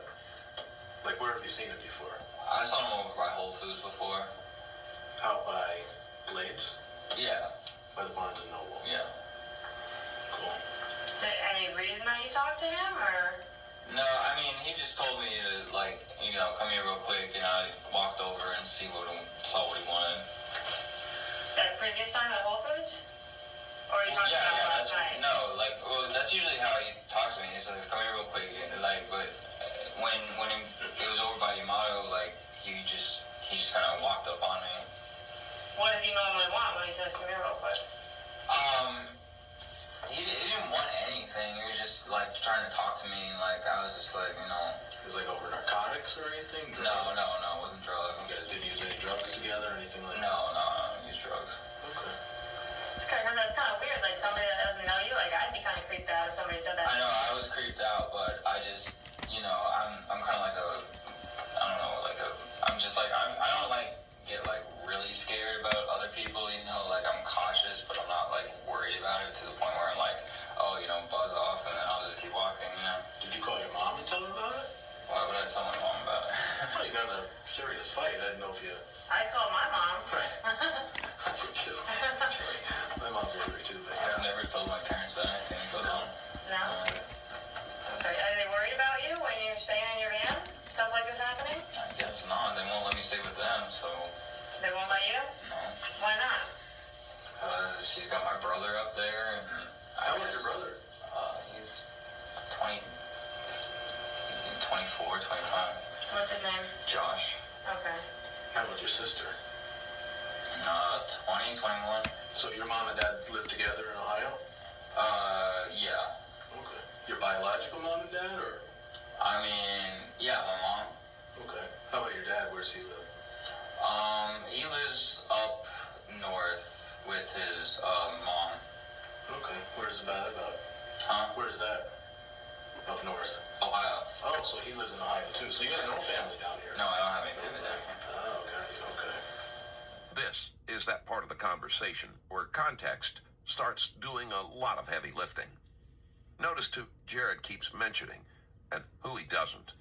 He talks around the family, but his father stays carefully out of frame. That kind of distancing isn't accidental. Whether it's old trauma or something more recent, the avoidance itself raises red flags. And you said they won't let you stay with them just because she's already got other people staying? Yeah, she's got he's at Home Depot buying paper for poetry, guys. Yeah. He's innocent. Both neither of them will let you stay? No. Oh, so brother and sister live with mom, and dad, you said, lives with his mom? Yeah. Okay, so your parents don't live together? No, I'm sorry. Oh, okay. I just wanted to make sure, because that's what I thought you said. Yeah. So your parents don't live together? Right. Okay. Do you see them often? My parents? No. I'm down here. How am I going to see Well, them? I mean, do they come visit or anything? Or? No. You talk to them on the phone at all? Yeah, all the time. Okay. Like once a week, once a day? Every other day or something. Okay, give them updates on how everything's going and stuff. Do they work? Yeah, my mom's working. What about your dad? He's working, yeah. What do they do? My mom's a nurse. I'm not really sure what my dad does. I stopped talking to him. Oh, you guys have fallout? I like a fallout. Nobody in the family really talks to him. I don't talk to him. My brother doesn't talk to him. Why is that? It's just, I don't know. He's just a weird person. Does he have mental problems or drug problems? I think he does, but he won't admit it. He's like the type of person that tells everyone else they're crazy, and then everyone else is saying, no, you're crazy, and he's like, no, I'm not, so, you just distance yourself from people like that. He's not on meds or anything? I think he needs to be, but, he's not. When was the last time you saw him? I want to put some chrome. Let's put some chrome. How about your mom? Let's put It's been several this years, chrome. With your mom too? This has like a green shift to it. I want the one that has the blue shift. When was the last time you were up in Ohio? Ooh, I forgot about these. Does your mom still keep in touch with your dad? I don't think so. Let's use this blue. They have bad terms too? I believe, yeah. She said it wasn't a good marriage, that's why they got divorced. Okay. They got divorced when you were older or when you were younger? When I was younger. Okay. How old are you? I am 26. But how old were you when they got divorced? Oh, 12. 12? Okay. So that kind of stinks right when you're in middle school. Yeah. Who'd you live with? I live with my mom. The whole time when you were growing up? Yeah. How about down here? You said your mom never moved down here. Yeah. So who'd you live with down here? I just moved down here by myself. At 12 years old? No, not at 12. I'm like, what are your pretty advanced? You don't need us then. No. When you moved down at 12, who'd you move with? I didn't, wait, what? You said you moved down to Boca here when you were 12. No, I didn't. Oh. You said your parents got divorced when you were 12, Yeah, my right? parents got divorced when I was 12. But then you lived with mom. Yeah. And you stayed in Ohio then? Yeah. When did you move down here to Florida? When I was 18. When you were 18? He lied. He said that he went to high school down there. When you got down here?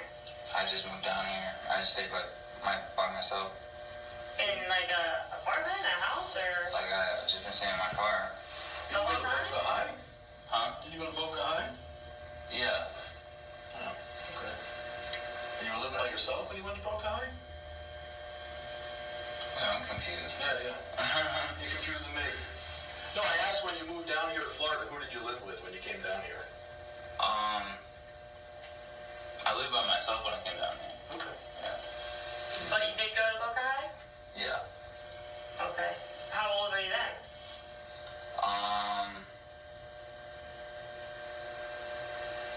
Jared wants confusion to read as innocence here. But what it really reads as is hesitation that shows up when every possible answer feels risky. Unfortunately for him, that confusion is about to compound and then backfire. What, do you remember what grade you were? Wait, I dropped out. Like, I got a GED. Okay, so you didn't finish high school? No, I didn't finish high school. Okay. You got your GED on your own? Yeah. How old were you when you got it? 18. Okay. So the same time that you moved down here? The same time. Yeah, pretty much. Okay. And did you get a job straight after that, or how did you? It was really hard to get work for a while. I finally was able to pretty much get a job. I had a job on and off for a while, but this one, I've had it for a month. A month? Yeah. Okay. That car, I'm sorry. That car that you have, does anyone else drive it? No. You're the only one that drives it? Yeah. Because there was like some tools and stuff in there. What are those for? That's for work. Okay, so what do you do with those? There was a painting job I had. Okay. Where was that? It was up in Delray. Okay. What kind of painting? What do you mean, what kind of painting? Like interior, exterior, finishing, business? Just exterior painting. Okay. How long ago did you do that?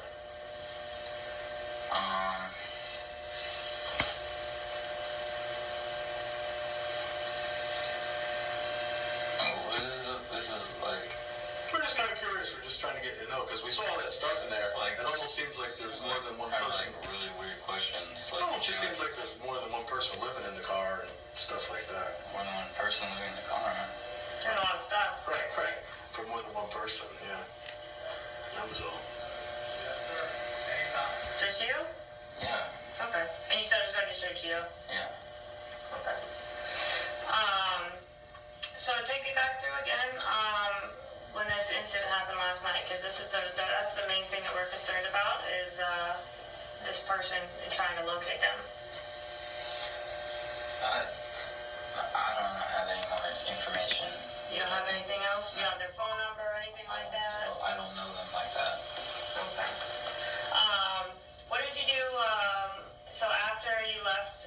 a traffic stop in Delray. Did you go anywhere to clean yourself up? I mean, what is all this for? Why am I being questioned and all this stuff? Well, we're looking into something else. I have to be honest with you, Jared. We do these cases. You know, unfortunately, we're trying to get information, obviously, because something happened to you. And when we sit here, we see, like my partner asked you before, is there something more? Because your mind kind of, you know, went on to something else. I'm just very stressed out and tired. I mean, Well, that's what we think. Wednesday. And that's the same thing with us, is that when we ask questions sometimes, we already know the answers to a lot of the questions. So, like when you told the officers out there in the street that you didn't work again until Wednesday, and then you're telling us you worked today. No, I didn't say I worked today. You did. You told us you worked today. I didn't say I worked today. Sunday, I think you said. I said Sunday. Yesterday, so you didn't work today at all? No. Okay. Well, there's just certain things that you've been telling us that just kind of don't, like, they're like really easy questions that, like, it seems like you're not telling us the truth on, so I don't really understand why you'd be... I just feel like, you know, it's like kind of prying into my personal life, you know, I don't know you people like that. Like, what is this about? I mean... Jared frames this like a personal issue, which would make sense if a mysterious stranger hadn't allegedly beat him bloody and vanished into the night. If this really happened the way he claims, it wouldn't just be his problem, it would be a public safety issue. You had a lot of blood on you last night when they came... That's my problem, really. Right, but when a violent crime happens in Boca, then it becomes our problem because we have somebody out there who might be hurting people. I can't go get the guy for you. I don't know where he lives. I don't know him like that. Right. There's nothing I can do about Well, sometimes what happens, Jared, is that people get scared and they don't always want to tell us things. Because, like I said, me and my partner, when we heard the information early today and last night, we did some research. So, and again, there may be reasons you don't want to tell us. I'm not sure. You might be nervous. You might have forgotten. It's just not a big deal to me. Right. Well, to you it's not, but to us it is. So for you to say that it happened on Yamato, we've kind of done the research, and there's a lot of cameras out there. So we kind of know nothing happened on Yamato. Okay. So we kind of want to get an idea of where things happened, so that even if you don't want to do anything about it, at least we can kind of get an idea. So if something else happens with this person, so that's why we just want you to be honest with us. I don't have anything else I can tell you. I mean, what else do you want me to say? I mean, where did this whole thing happen? Tell us that. Didn't I already say it? But I don't think it happened on Yamato. Okay, so where did it happen? Well, that's what you were there. So, and again, if there's a reason, I understand if it didn't happen on Yamato and it happened somewhere else and you just don't want to tell us that. That's understandable. But understand we have to follow up on these things sometimes. And when we know it didn't happen on Yamato, and we know that your car wasn't at the McDonald's, and we kind of know where you were, that's a concern. So we don't know why you're not telling us everything. I don't know why I'm even being questioned about this. Well, because we want to just get to some even ground about. Even ground about what? About what happened. What happened? That's what we want you to tell us. As far as I'm concerned, nothing happened. I know you're concerned, but... Well, the other thing that you have to think of in this is that you're telling us one side of what happened, right? That this guy beat you up. Right. But obviously, there was a fight, so we don't know, if you could have hit him and he could have got a concussion or anything like that. We also have to make sure that other person's okay. So that's why we need to know where, it happened and who this guy is. So, we can figure out and then... I mean, fights happen all the time. And if this person... Yeah, but what if this person... We're trying to get your side of the story. What if this person comes in, like my partner's saying, and wants to make a complaint against you that you attacked them? He can go ahead and do that. By all means, if he wants to say that, then he can come in and say it. Is that what happened? What? That you attacked him? No, but if he wants to say that, that's fine. This is a strange level of comfort for someone insisting that they did nothing wrong. But again, it's easy to sound calm about an accusation. When you're competent, it's never coming. And that's why we have to do an investigation and kind of, get to the truth about what happened. I can tell you, Jared, in most places nowadays, there's video. Yeah. Of everything. You know, whether you go into a store and buy things, whether you're driving in your car, there's video. That's kind of why I asked you, does anybody else drive your car? No. Even places like McDonald's, they have interior and exterior video. LA Fitness has video. You know, all these places that you're saying that you go to and stuff like that, they all have video. This actually didn't come out that bad. I'm not mad at it at all. The Chrome saved it. The Chrome saved it. Yeah. Because when we had that call from Del Rey and you had that much blood on you, and they tell us you get in a fight on your motto, we got to go and make sure that the other person's not on the ground, you know, totally injured. Well, they were. You probably would have seen them, right? Right, and they were. Right. And that's why we had to kind of check about. Right, and that's kind of how we had to check about your story about it happening over there. Yeah. So that's why we don't believe it happened over there. All right.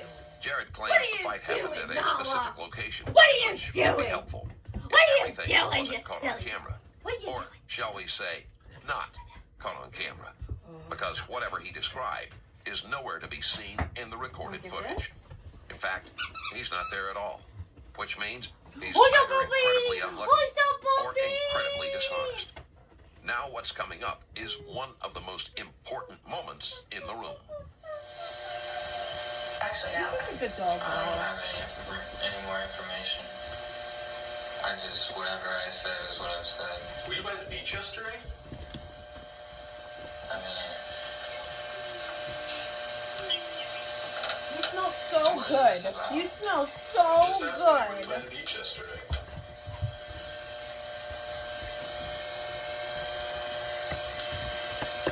I don't want to answer any more questions. I feel like I'm being like targeted for something. Get down. Get down.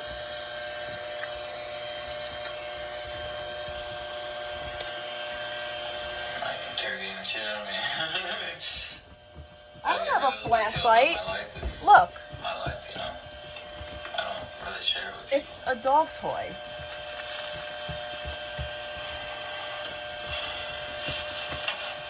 Oh, what the fuck that? Is there anything else I can help you with? And no, I'm not gonna look presentable. I'm in my own house. I'm in the comfort of my own home. Repeatedly says he doesn't want to talk, but never clearly stops the interview. That distinction actually matters. The detectives aren't ignoring his rights. It's just that he isn't really invoking them. When Jared says What should I he make doesn't now? want to talk anymore, Let's the take a detectives smoke simply break. stop talking and let the silence do the work. Silence forces people to sit with their own thoughts, and Jared is suddenly very alone with his thoughts and his Smoke excuses. break!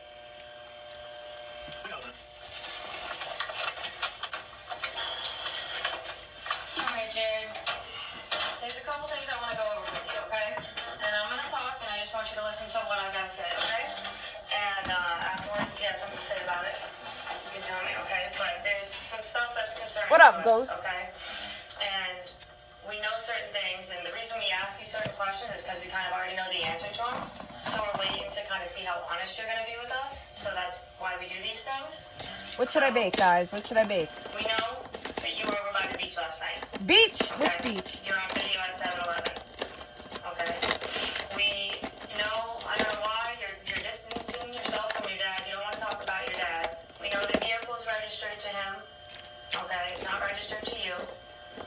We know that you guys were together in the vehicle a month ago, right? You got arrested. He killed his dad?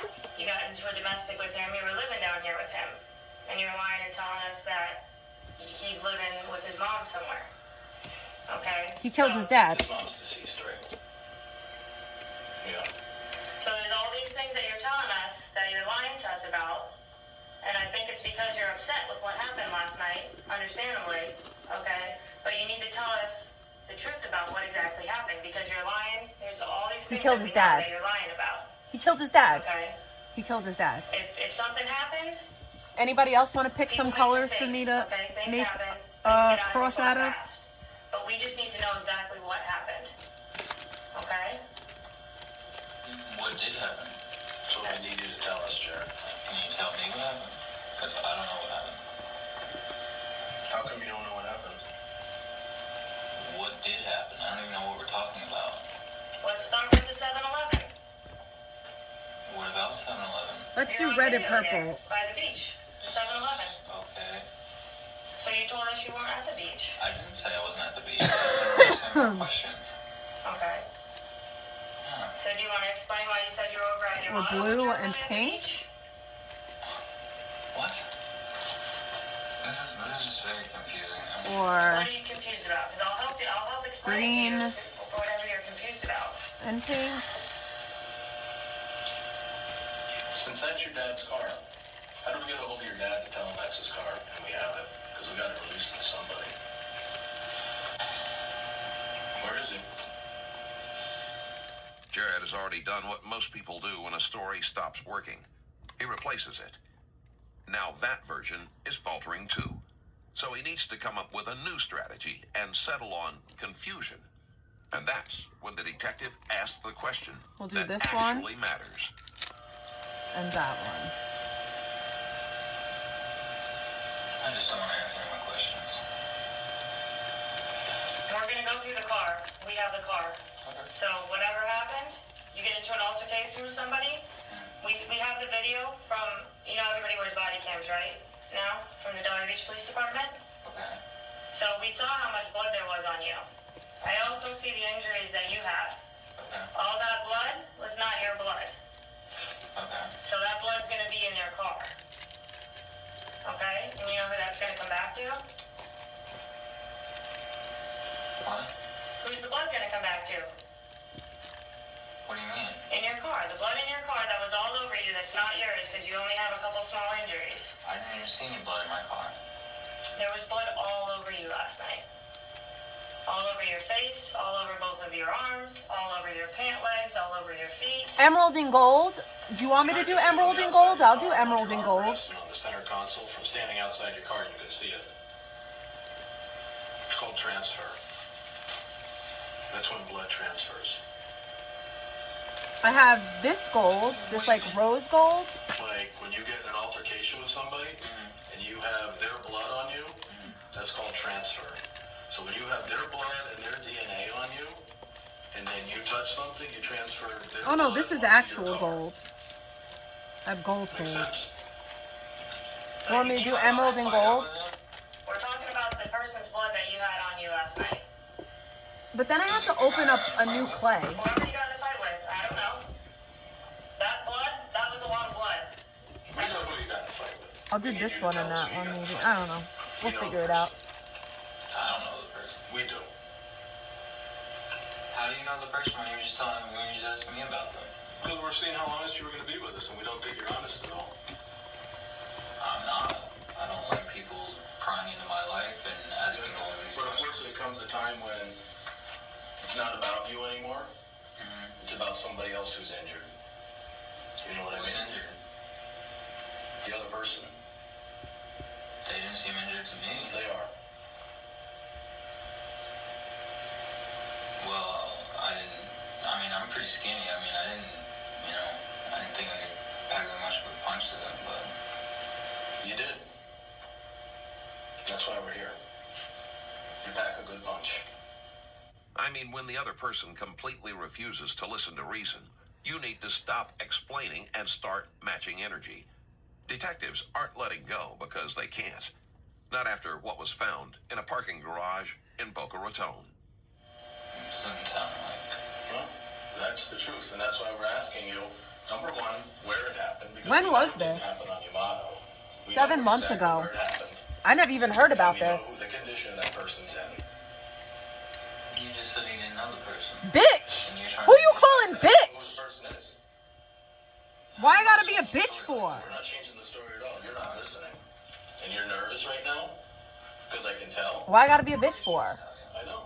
And I would be stressed out if I Drugs was in are your bad. I don't situation, do too. drugs. Why? Because as my partner said, with all I am that blood consuming on my last night, prescribed and being in medication. this Thank you very altercation much. that you're telling us you were in last night, you're going to have that person's blood on you, and it's going to be in your car. So once we get the Why is it DNA, gonna be in the car? because it was on you, Yeah. and you were in the car. Okay. So when we get a warrant for your car, and we get the DNA of that blood that's in your car, that's going to tell us who that other person was and that your blood was on them, and that person is injured. So this is why we want to give you a chance to tell us exactly what happened last night, because you're leaving a lot out. You're not telling us where it happened, you're not telling us what happened, and not telling us who. You understand that? So understand the facts, Jared, that this is your chance to tell us what happened, and maybe like you're saying, this person who you don't want to tell us, maybe they did something to you. So that's what we need to know, the truth. Number one, we could start by telling us where it happened. That would be a fresh start. And then we can start believing a little bit of what you're telling us. I can't believe I ate a whole Wawa sandwich. I don't understand. Tell us where it happened. Where what happened? This altercation you had last night, where your fingers got cut. Not on your motto. Okay, then I don't have anything else. Okay. My partner just told you, you're on camera at the beach. Okay. Okay. Does the altercation happen at the beach? No. It was on your motto. Whereabouts?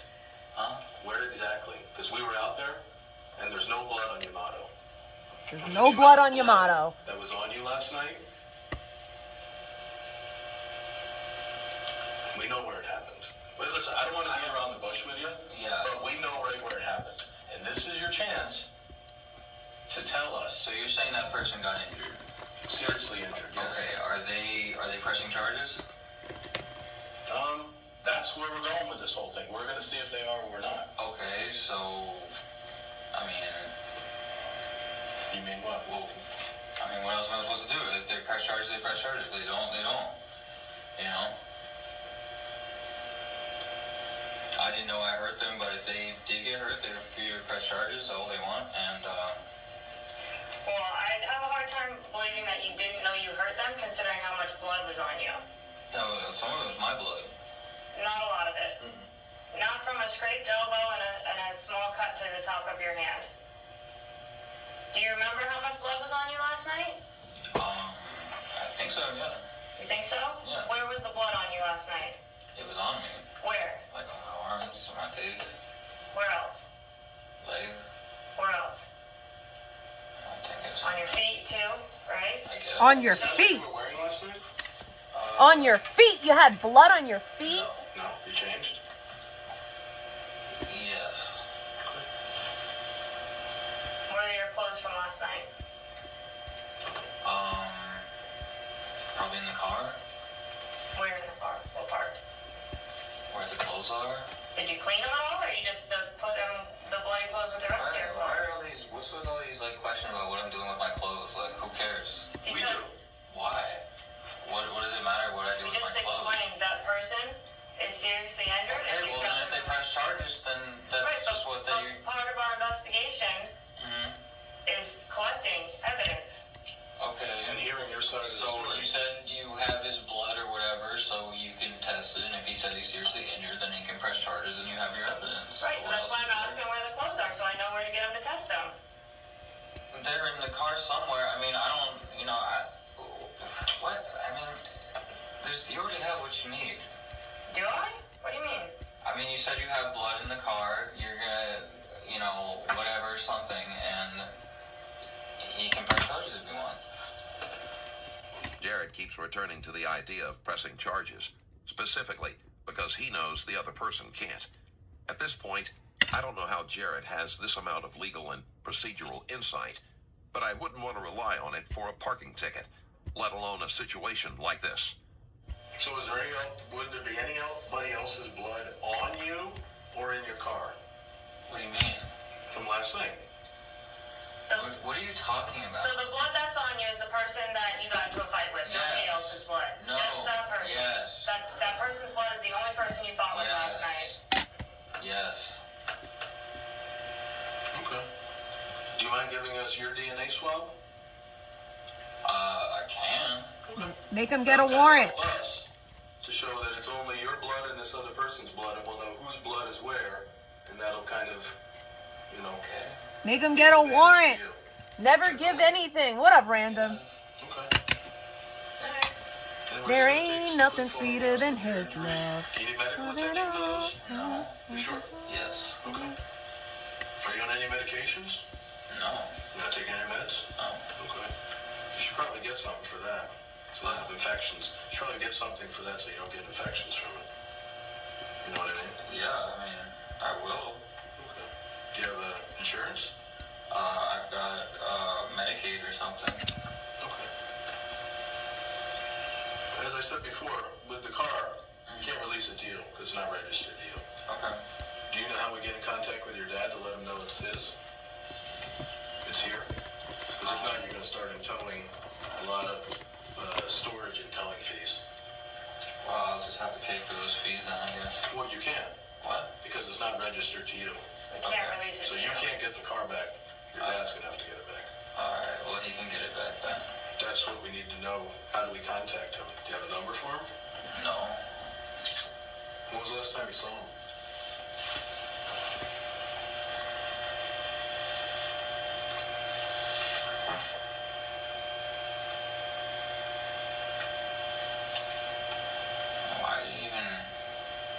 Why is that a tough question for you?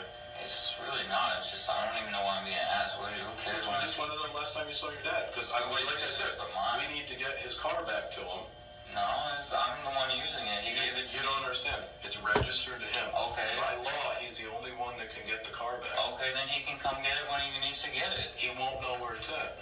Yeah, we need to contact him. I can contact him. How? How are you going to contact him? Why does it matter? Just asking how you're going to contact him. I'm just asking why does it matter? Because we're concerned about the vehicle, like I told you. Why would you be concerned about somebody else's vehicle? Because it's our job. Why is it your job to be concerned about someone's vehicle? Right now, it's evidence, okay?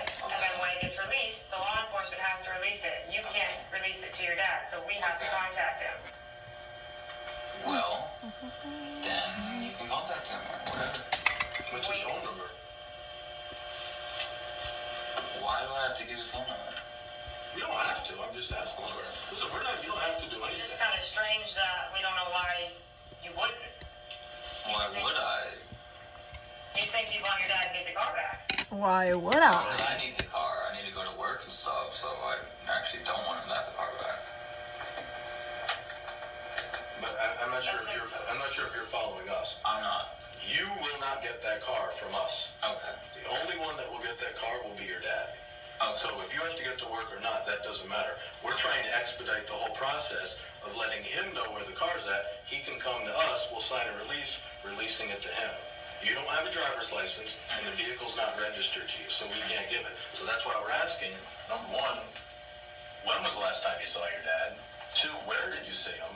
And three is, how can we contact him to get that stuff for him? How can I contact him? Tell us. Well, we could try using the phone. This kid's an ass. You can try using the phone. No, I do not. So how But we can try. So how would we try? We could dial numbers until we find them. Do you have an idea of what numbers? Nope. We're just going to randomly dial until your dad answers. This is the level of absurdity no one has tried before. Jared has stretched this as far as it'll go, and somehow Jared still seems convinced this might work. It won't, but it will invite a confrontation because detectives have found Jared's father, Jay Neumann, stabbed 27 times in a Boca Raton parking garage. Oh my gosh! You have 3 numbers we dial. Damn, son! You making Boca Raton the crime rate go up? Shame on you, young lad. We don't need the crime rate going up in Boca. Where he is right now? I don't know where anyone is right now. Okay. When was the last time you saw your dad? When was the last time you saw him? Well, I'm going to say today. Today? Okay. Remember I said we always know So the answers to you the questions? I already knew my dad, how to get a hold of my dad, so you don't need to ask me about his... Well, I don't know how to get a hold of him now. Yes, you do. You spoke to him, right? Did you speak to him? Okay, so you know how to get a hold of him, right? But I didn't get his information, so I don't. You didn't get his information. Okay, well, I don't have it either, so you... When was the last time? Like I said, I answered your question. I said I spoke to him today. When was the last time you spoke to him? That is personal information. I don't think I feel like I have to give that out. You don't have to. I don't feel like I have to. Why would I tell you when I spoke to any family member, whether my dad or my mom or my brother or my sister? What is that your business? And again, we're just sitting here talking, and you're getting very defensive. I'm not being defensive. I'm just, like, confused as to why there's all this interrogation going on. Like, you know, that makes me What up, uncomfortable. It's Alex? not like I'm trying to be defensive. I'm just I mean, I don't know. I got a really cool shirt today. I'll show you when I'm done. Defensive very well. Well, you're obviously making me uncomfortable, so... I apologize. I didn't mean to make you uncomfortable at all. That's not what we're trying to get at here. Well, you're definitely very successful at it. I apologize. I don't know. Sculpey 3 is very easy to blend, but it's super soft. I like firmer clay. Okay, so what are we even doing right now? We're trying to figure out why you're lying about some stuff that doesn't really make sense. Because it doesn't, it's nobody's business what I'm doing with my life, and if I don't want to report something, that's my business, and... Well, it's not even just lying about where the fight was. It's just lying about simple things like the vehicle's registered to your dad, not you. Lying about when you last got arrested. You said it was a couple of years ago, and it was really just last month. Lying about when you saw your dad last. I don't even remember saying that. Yeah, you said all these things. I don't remember. So that's why I'm not understanding these things that supposedly don't have any relation, but you're lying about them for no reason? I don't want anyone... You know what happens? What happens? What happens? Is when you're not truthful with the police or anybody, you start saying things that you really might not even believe yourself what's true anymore, because you've said so many lies, you don't know what's true. I wasn't trying to lie, I was just trying to divert away from the truth because, you know, because I don't want everyone knowing my business. Okay. Well, I think you're diverting from the truth, and I've been doing this a long time. I think you're diverting from the truth because the truth has hurt you. Wait, okay, am I going to get hurt then? You're not getting hurt, but the truth, as my partner asked you before, is everything okay? Emotionally, the truth is hurting you right now. How am I hurting? Mentally, I think you are hurting, yeah. I think physically I am, because I have chronic pain. Okay, well that's... I have chronic pain. I believe you. Okay. And I think, like my partner said before, when she was asking you the things about what you're thinking, I think that was like maybe some sort of a mental anguish that you're having a little bit. Fighting that. What do you mean mental anguish? Upset. Whatever you were thinking about made you upset. Why would I be upset? You paused a little while ago when we were talking to you, and you looked like you got really emotional. Remember when I asked you, is everything okay? And I said I was fine. Yeah, but you didn't look fine. Well, I apologize for Shout that. out to these cops for being It was a misunderstanding then. real on their interviewing skills. Always control the way I look. Paying attention to nonverbal The way I cues. look one way or the other. I mean, I can't have control over that person's perception, so... You know, I wasn't upset. I was just, like, had a mental, like, you know, blockage, but... This is the verbal equivalent of saying no offense after being offensive. It doesn't undo what just happened. He acknowledges being defensive, but not why. That's his pattern. Awareness without accountability. So obviously, Jared, we're here about your dad.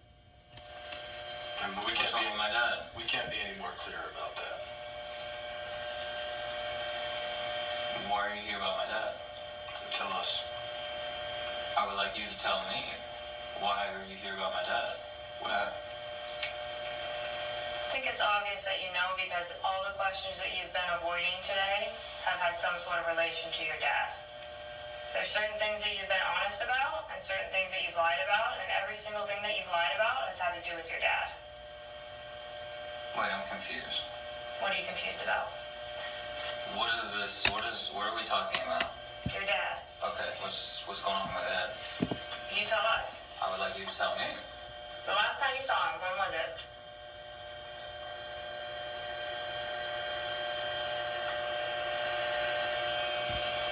What's going on? Again, you want us to tell you. Answer our questions. I would like you to answer my question. I'm answering a lot of your questions. A lot more than I normally do. What about this one? What's going on? What is the issue? So we're talking about the same person. You have to answer questions. I mean, it's we get the only way we can get to the bottom here. We can't tell you things that What we can't verify. are we trying to gift. If you answer her questions, we can give you information. If I you don't answer her questions, I don't we can't have give any you- answers for any questions. I just want to know what you're even talking about. If you hear about my dad, what's wrong with my dad? Is there something you can tell me about my dad? We would like to tell you what we know about your dad and what's going on, but until we verify some information, like the last time you saw him, like she asked you, we really can't. What does that have to do with you telling me about what's going on? It has a lot more than you think. I don't understand. Well, trust us on this one. Okay, I trust you, but I still don't understand. It's a simple question that she asked you. Yeah, I mean, I'm just, A simple question takes a simple answer. Okay.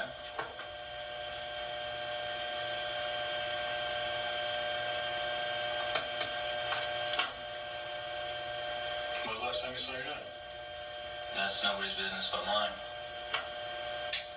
It's unfortunate. Why? Why would that be unfortunate? It's unfortunate, Jared. It really is. What is unfortunate? Because, as my partner said, you're well aware of why you're here, and you're well aware of the situation that's going on. No, I'm not. You sit here and act like you are. I thought you, to be honest, when we came in here, I thought you were more of a man, and I thought you were more of a decent person. But for you to sit here and not be able to answer a simple question for us and avoid it, that doesn't say a lot about you. I know. It doesn't say a lot of good. There really ain't much to me. I'm homeless, I'm poor, I don't have an excuse. I'm not making excuses. No, you are making an excuse. What do you mean it's an excuse? I'm just saying I'm saying that I'm not a great person, okay? I'm homeless, I'm poor, I don't have a lot of stuff in my life. Okay. That doesn't mean you're not a great person. Yes, it does. No, it doesn't. There's a lot of good people who are homeless and poor. No, they're not good people. Yeah, they are. No, good people have They don't do bad things. Good people go to work every day and make an honest check. Yes. Bad people go and beg on the street and do drugs. No, it's not. People aren't doing.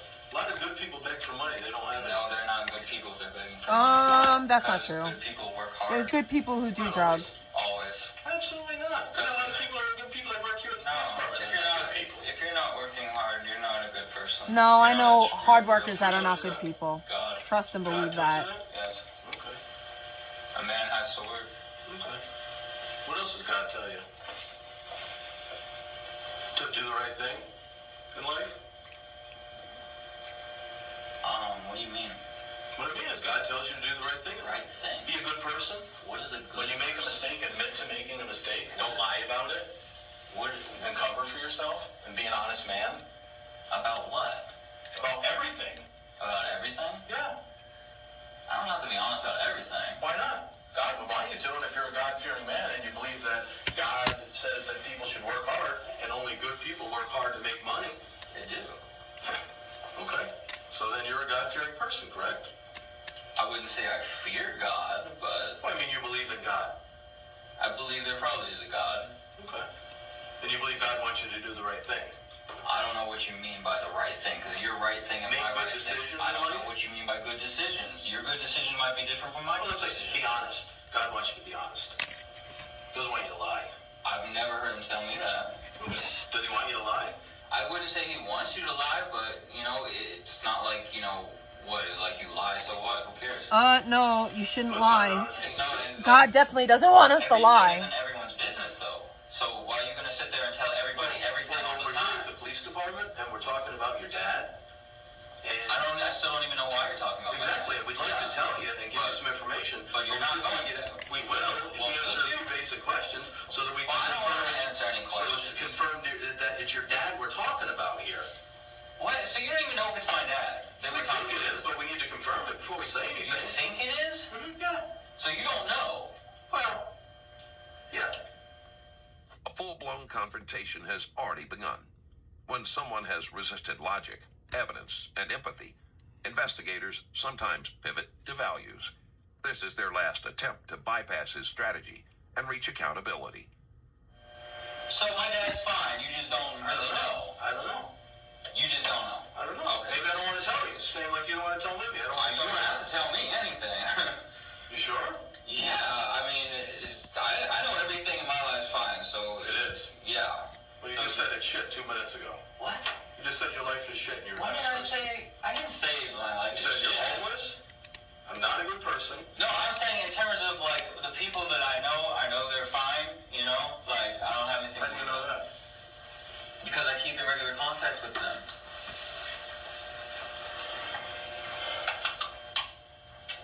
Do you think that God forgives people? No. You don't think so? No. It's not what the Bible says. That's the New Testament. So what do you believe? I believe that people who do wrong are punished, and then people who do right are rewarded. And how does God punish people who've done something wrong? I'm sure there's various different ways. Bible, the New Testament talks about hell. Personally, I believe there is a hell, and I believe that is a punishment for certain people. As far as little things, I'm not sure how God punishes people for like small, things that, that aren't really a big deal, but still kind of cause a problem. But I think people who do really, really bad things, they do go to hell. I am making stuff out of clay.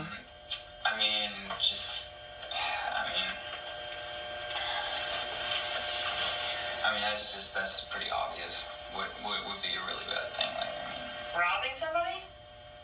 I guess it's just personal opinion, So I'm curious to know what your opinion is. You think that somebody who robs somebody goes to hell? I think that's for God to decide, and that I cannot decide that for God, because I'm not God. So when you say really bad things, what do you mean then? Anything that God considers more bad than other things, he probably will send those individuals to hell. So if somebody kills somebody else, they're probably going to hell? If God considers that, heinous enough, then yes, they will go to hell. There's nothing they can do to seek forgiveness? Personally, I believe if God decides you're going to hell, it's not a debate. You're going to hell. There's no way back? No. There's no redemption. Because God's decided your fate. Why would he, if God decides something, if that is the all-powerful creator, why would he go back on what he decides? I don't know. What if you have a reason for killing that person? Well, that's what I'm saying is God can make, determinations on, let's say somebody killed somebody out of self-defense, right? So God might say, okay, well, you clearly just tried to defend yourself. You didn't mean to do that. And if you didn't do that, you would have been injured. So maybe I won't send you to hell. I might punish you. I might not. Or whatever I don't know God. I'm just assuming that. Right, based on what you've learned. That's what you're thinking. Yeah, or just, life experience and whatever. Life experience? Yeah. Or just, spiritual experience, life experience, whatever it is. Where do you think you're going to end up?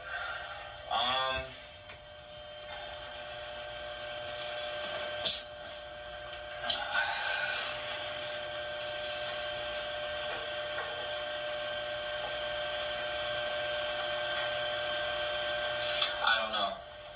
Why is that? Because I'm not God.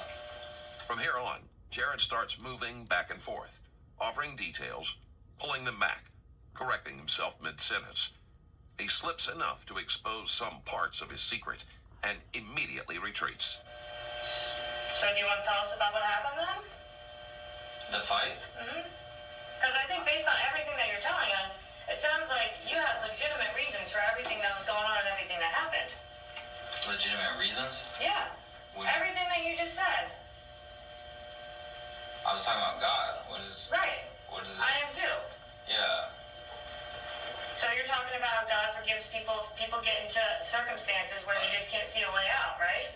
Well, I said he doesn't forgive people. You just said if... But no, I think when somebody stands up for themselves, that's not something that needs to be forgiven. That's just something that somebody has to do. Okay. So is that what happened? What, when I fought that dude? Yeah. Well, yeah, I fought back. I don't think God cares if I, punch somebody in their face, a couple times to defend myself. Why would he care about that? Okay. Well, it's a little bit more than that. What do you mean a little more than that? It wasn't just punching. It was kicking? There's more than that. We're kind of skirting around it. We're going back and forth. Okay? And I'm trying to give you every opportunity here to explain yourself and explain what happened. And everything that you're saying to me is kind of skirting around the truth. You said to me earlier that you thought your dad was mentally ill, right? Yeah, I think he is. You thought he had problems, right? Probably. You and him got into domestics all the time, right?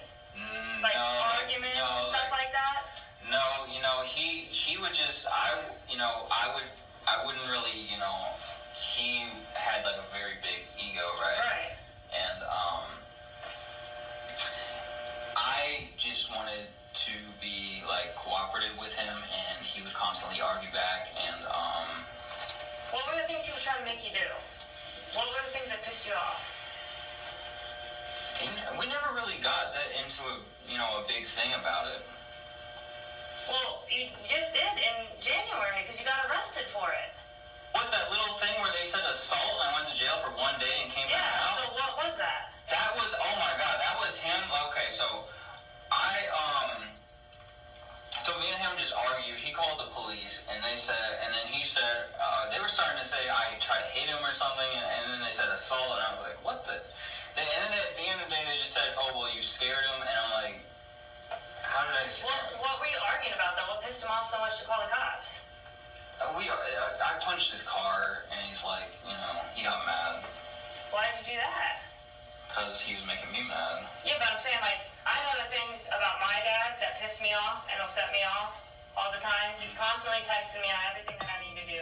I live in my own house. My dad's always texting me about everything I need to do. That type of stuff pisses me off. I don't want to talk to him anymore. Right. So what I'm asking is, I know what pisses me off about my dad. I'm trying to figure out what set you off that day. About that little assault charge that they dropped because they didn't have evidence to support it? Yeah. It was nothing.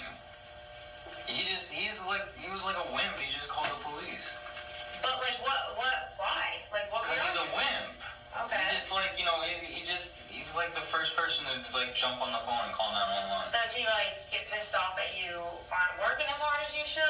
I don't know anything about my dad. I don't know, like, I never knew him since the day I was born to now. I never knew a single thing about him because he doesn't like to share. He doesn't like to communicate. He's standoffish.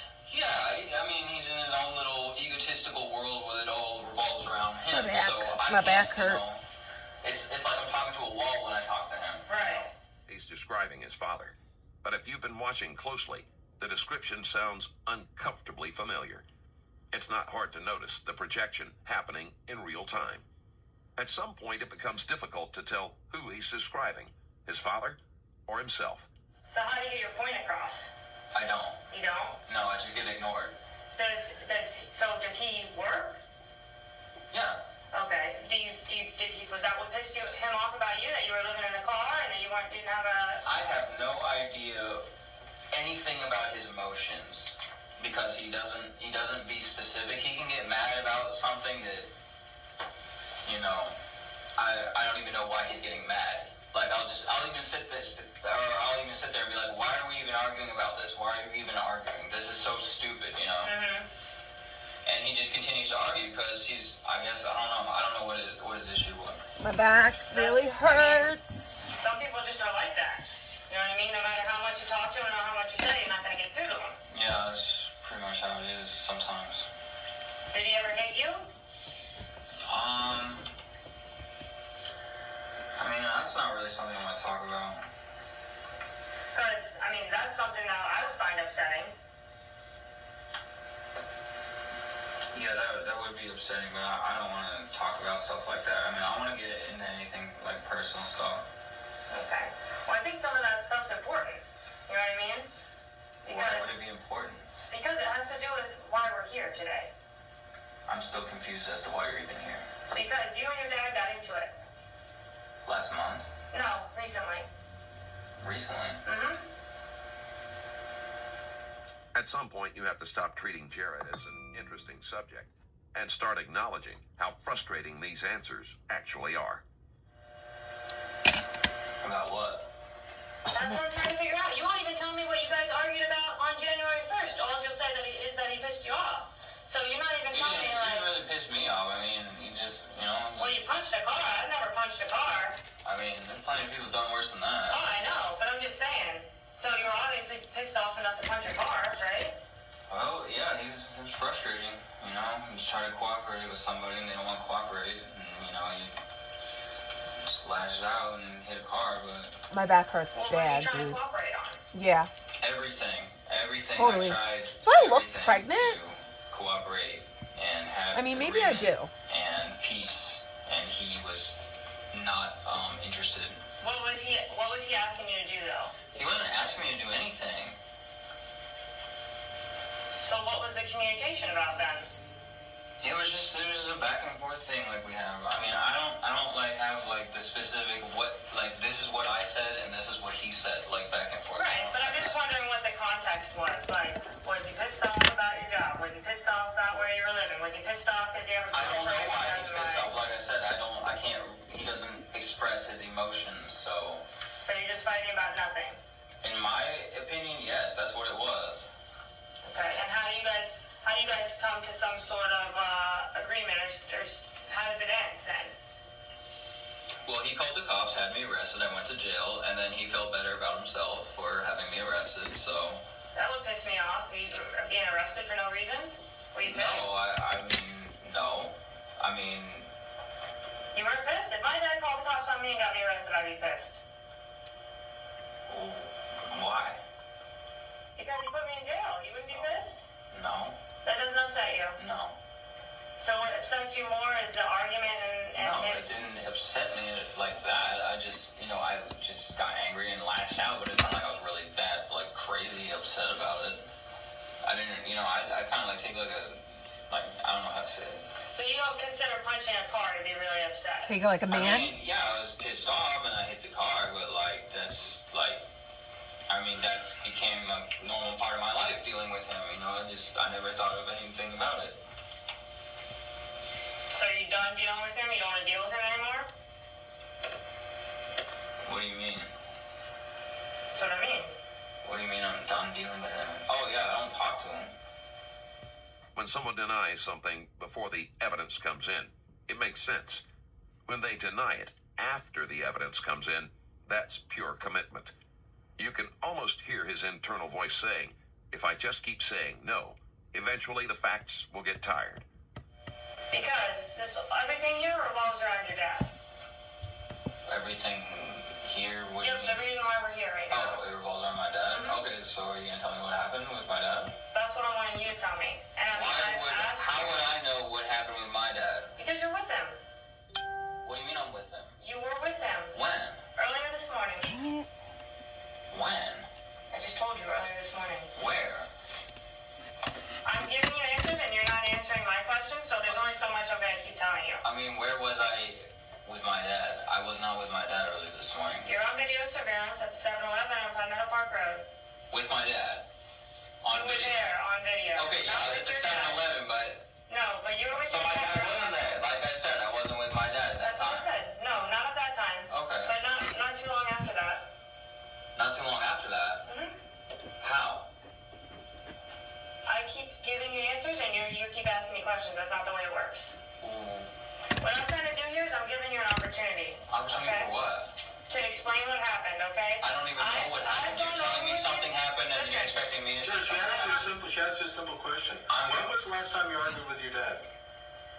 That's my business. That's what she asked you. I know you always go back to that and you get defensive when you don't I'm not trying to be when you don't want to answer something and you know it's not going to look good, you don't want to answer it. I've been sitting here and I haven't said a word for like 15 minutes. Yeah. And you had a good conversation with her. Okay. And until she asks you something that you get defensive about, you back down totally. And they're simple questions. And you know what it means when you're not answering simple questions that she's asking you? That I don't want people in my business. You're hiding something. Because you lied to us and you didn't tell us Sure, you were at the I'm beach. hiding something. Well, you are. What am I hiding? Okay, yeah, that. The incident that happened at the beach is what you're hiding. The incident that happened at the beach? Not on the beach, but near the beach. Well, I consider that 7-Eleven. I consider that the beach. Okay, what happened on the beach? Tell us. I'm asking you. Well, your hands are obviously part of it. And the injuries you have are part of it. I got in a fight, but it wasn't on the beach. And the blood, not on the beach, but like I say, I consider that area over there on the east side the beach. Let me East tell side of what? Let me tell you this, Jared. Yeah. we have a lot of information here. Okay. And we have evidence that's going to tell us different things, okay? Okay. We have evidence at a scene that's going to tell us something. Okay. We have evidence on you that's going to tell us something. Okay. We have evidence in your car that's going to tell us something. Okay. So all of that stuff is telling me one thing right now, okay? Did the guys pressing charges? Yeah. Okay. Okay. Okay. All of that stuff is telling me one thing. That person was hurt very badly. Okay? I don't see how it could hurt them that bad. Let me finish talking, okay? All that evidence is telling me one thing. And that's telling me that everything that you're telling me right now is a lie. And if you don't tell me your version of what happened, that means that I have to go based on the evidence on that scene, on you, and in the car. And I can tell you right now, that doesn't look good for you. Why? It's obvious. It's very obvious. How is it obvious? Why would I ask why if it was obvious? How much blood was on you when the Delray Beach Police Department pulled you over? It was a decent amount. A lot of blood. Yeah. Do you think a person who loses that much blood is going to be in very good shape? I mean, it was mostly my blood. No, it wasn't. How do you know? Because your injuries don't match that amount of blood. I had a nosebleed. No. Yes, I did. How are you going to tell me I didn't have a nosebleed? Because I know what a nosebleed looks like, and it doesn't look like blood splatter on your face. No, it doesn't. It didn't splatter on my face. That's what your face looked like in the video that I saw. Even as the confrontation becomes more direct, Jared continues to deny. But now the denials sound much stranger, almost disconnected from reality. Tell us what happened. It's not that hard.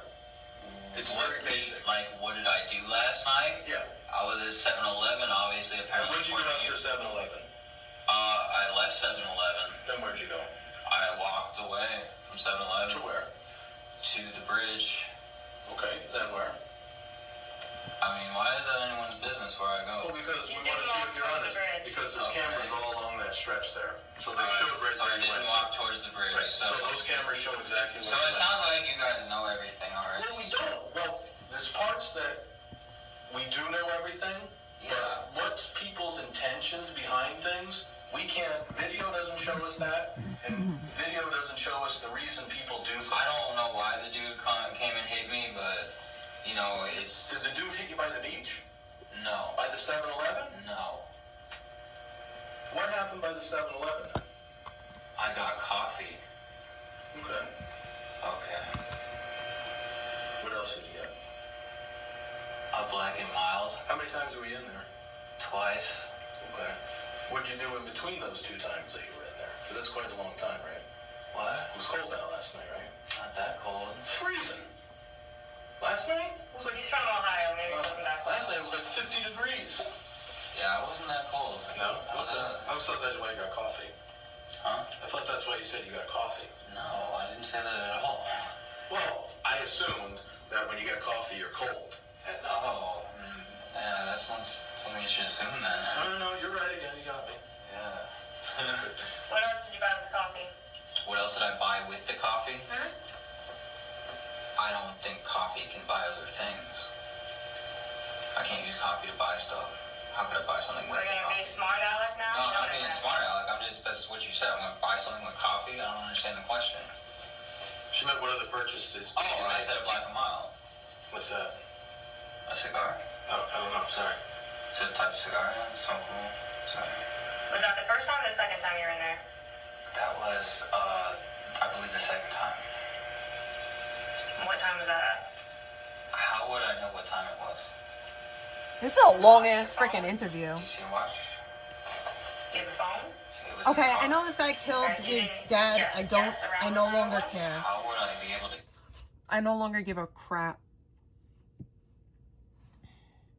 You know, I was watching videos this morning about Krishan Rock, and I want to know how come she wasn't charged with abuse and or neglect when her son was born with disabilities because of her drug and alcohol use. Does anybody know the answer to that? I'd love to know, because it's confusing to me.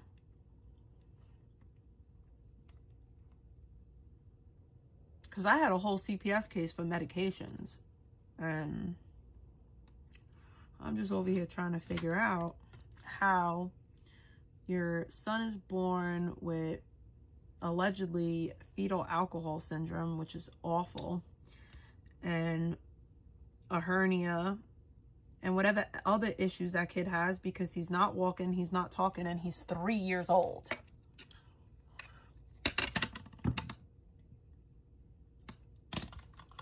Talking about, my son will walk and talk at his own pace. No, that's not how milestones work, ma'am. Like, that's just not how it works. Like, that kid was swimming in Hennessy, and it's awful. But, like, how do you get away with that? How do you leave the hospital with your kid? Like, that shit don't happen here, I guess. Because, like I said, CPS was up my ass. Real bad.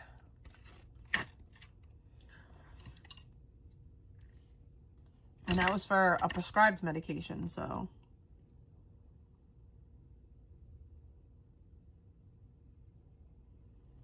She's like, and she's like another one that, so this is what I don't like. I watched, somebody interviewed her, and the name of the, and this was like a Christian creator. The name of the interview was The Book of Krishan.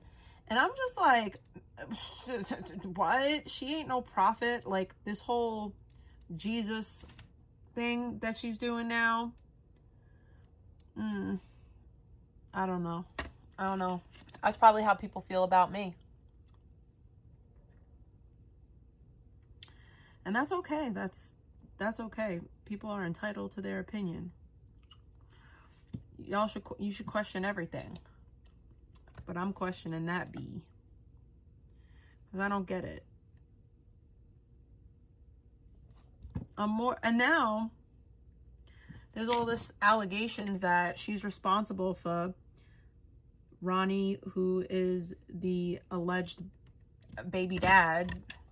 Like, they're saying that she's responsible for his death. I don't know about all that, but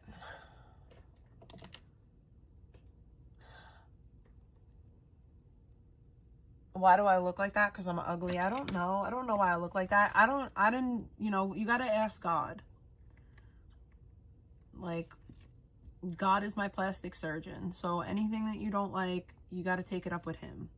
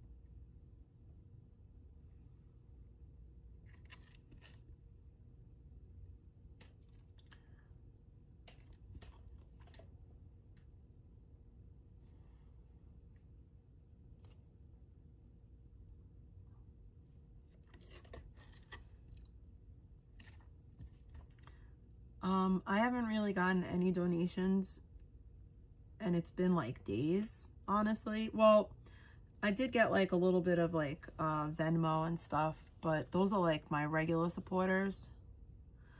So I'm not going to be live for much longer, and I think that's fair.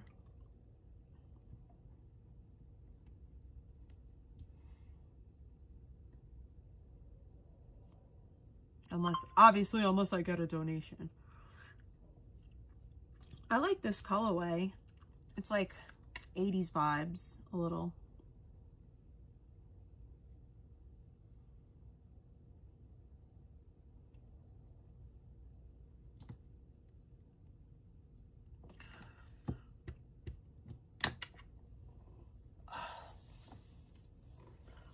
this is live. On of this, did you all shirt into? Don't worry, we are not.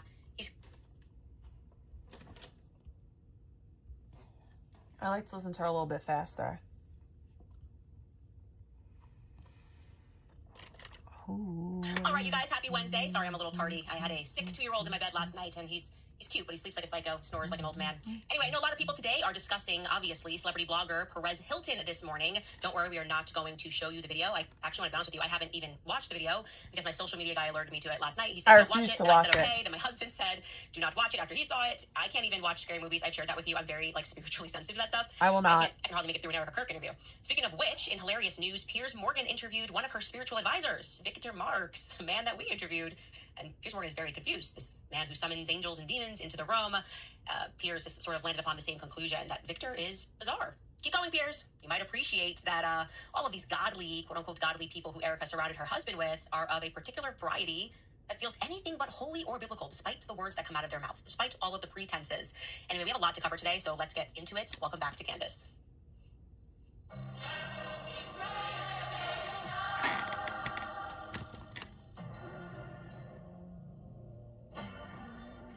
Okay, before we get into this Perez Hilton story, quick update for you guys on Officer Bagley, which may or may not be interesting, given the recurring themes that we've been talking about in the Charlie Kirk assassination story. No, my nails get in the way. While he was employed by the I'm cutting them shorter next time I go. That was actually his last place of employment before he began working for UVU. He worked for Utah County Sheriff's Office. My nails are a specifically, problem. He worked in the sex crimes detective unit.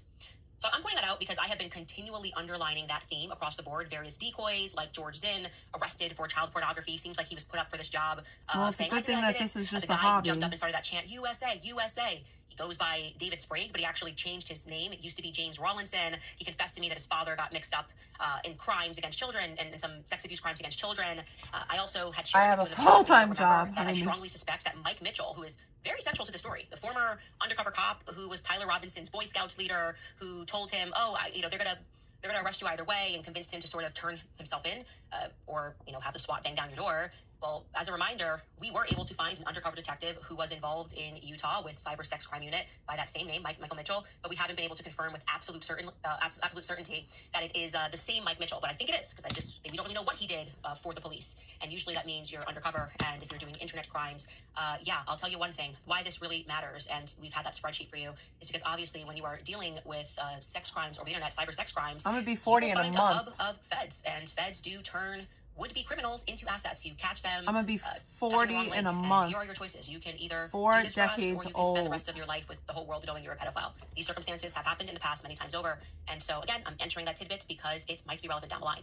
Now, I had already been wondering aloud about whether some people were blackmailed into certain activity, and I'm going to continue to wonder aloud about that, to give myself permission to think while it's still legal.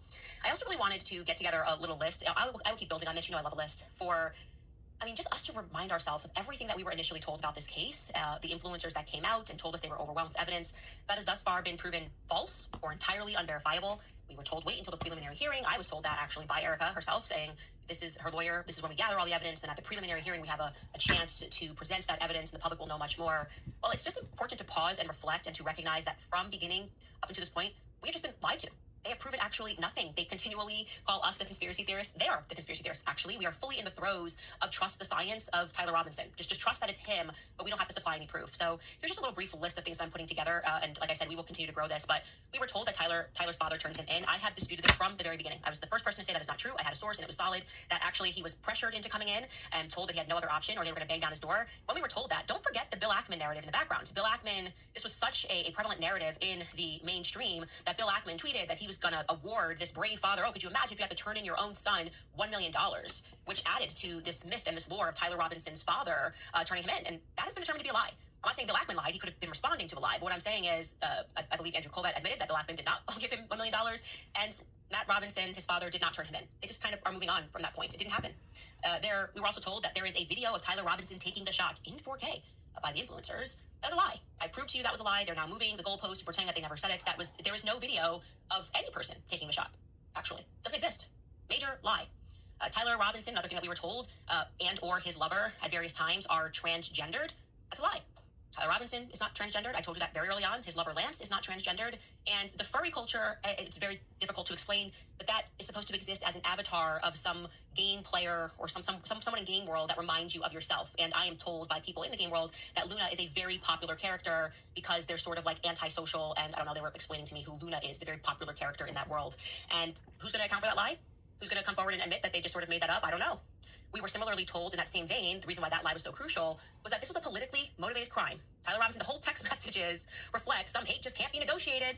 I got to do this. I had to take my shot. Charlie Kirk is here. That's crucial. That's the motive. We were told that that was because of Charlie Kirk's stance on LGBTQ issues, least of the things that he is known for. Truly, least of the things that Charlie Kirk is known for. If this was like, Matt Walsh during What is a Woman documentary, that might make sense, but Charlie Kirk? Like, no, that's not what people, when you think of Charlie Kirk, you don't think of transgendered issues. We know where he stands on it, but that's not his claim to fame. And suddenly the boyfriend, Lance, testifies that he's never spoken to him about LGBTQ issues. So I guess for the first time, he spoke to him about it after he killed Charlie Kirk via text message. Again, it's a very serious lie that has now been debunked because it means the motive has evaporated. The political motive has evaporated. He said they didn't even speak about politics. He had never mentioned the name Charlie Kirk to him. Ever. Where's their motive now? We were told that there was footage of Tyler Robinson assembling the rifle on the roof. That is a lie.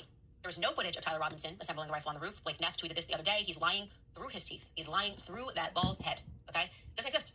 Then he kind of tried to edit and say, well, we can deduce. We can deduce that somebody assembled a rifle on the roof. No, we can't deduce that. Is there footage? Yes or no? The answer is no. It was a lie.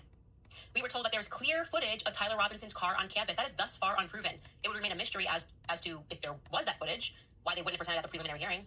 What we have been presented with is blurry footage of a car that resembles Tyler Robinson's car. He's not the only person in Utah or in the United States or in the world that drives that particular vehicle in that car, in that color. So that is thus far unproven, but we'll be open to maybe they just didn't want to present it at the preliminary hearing.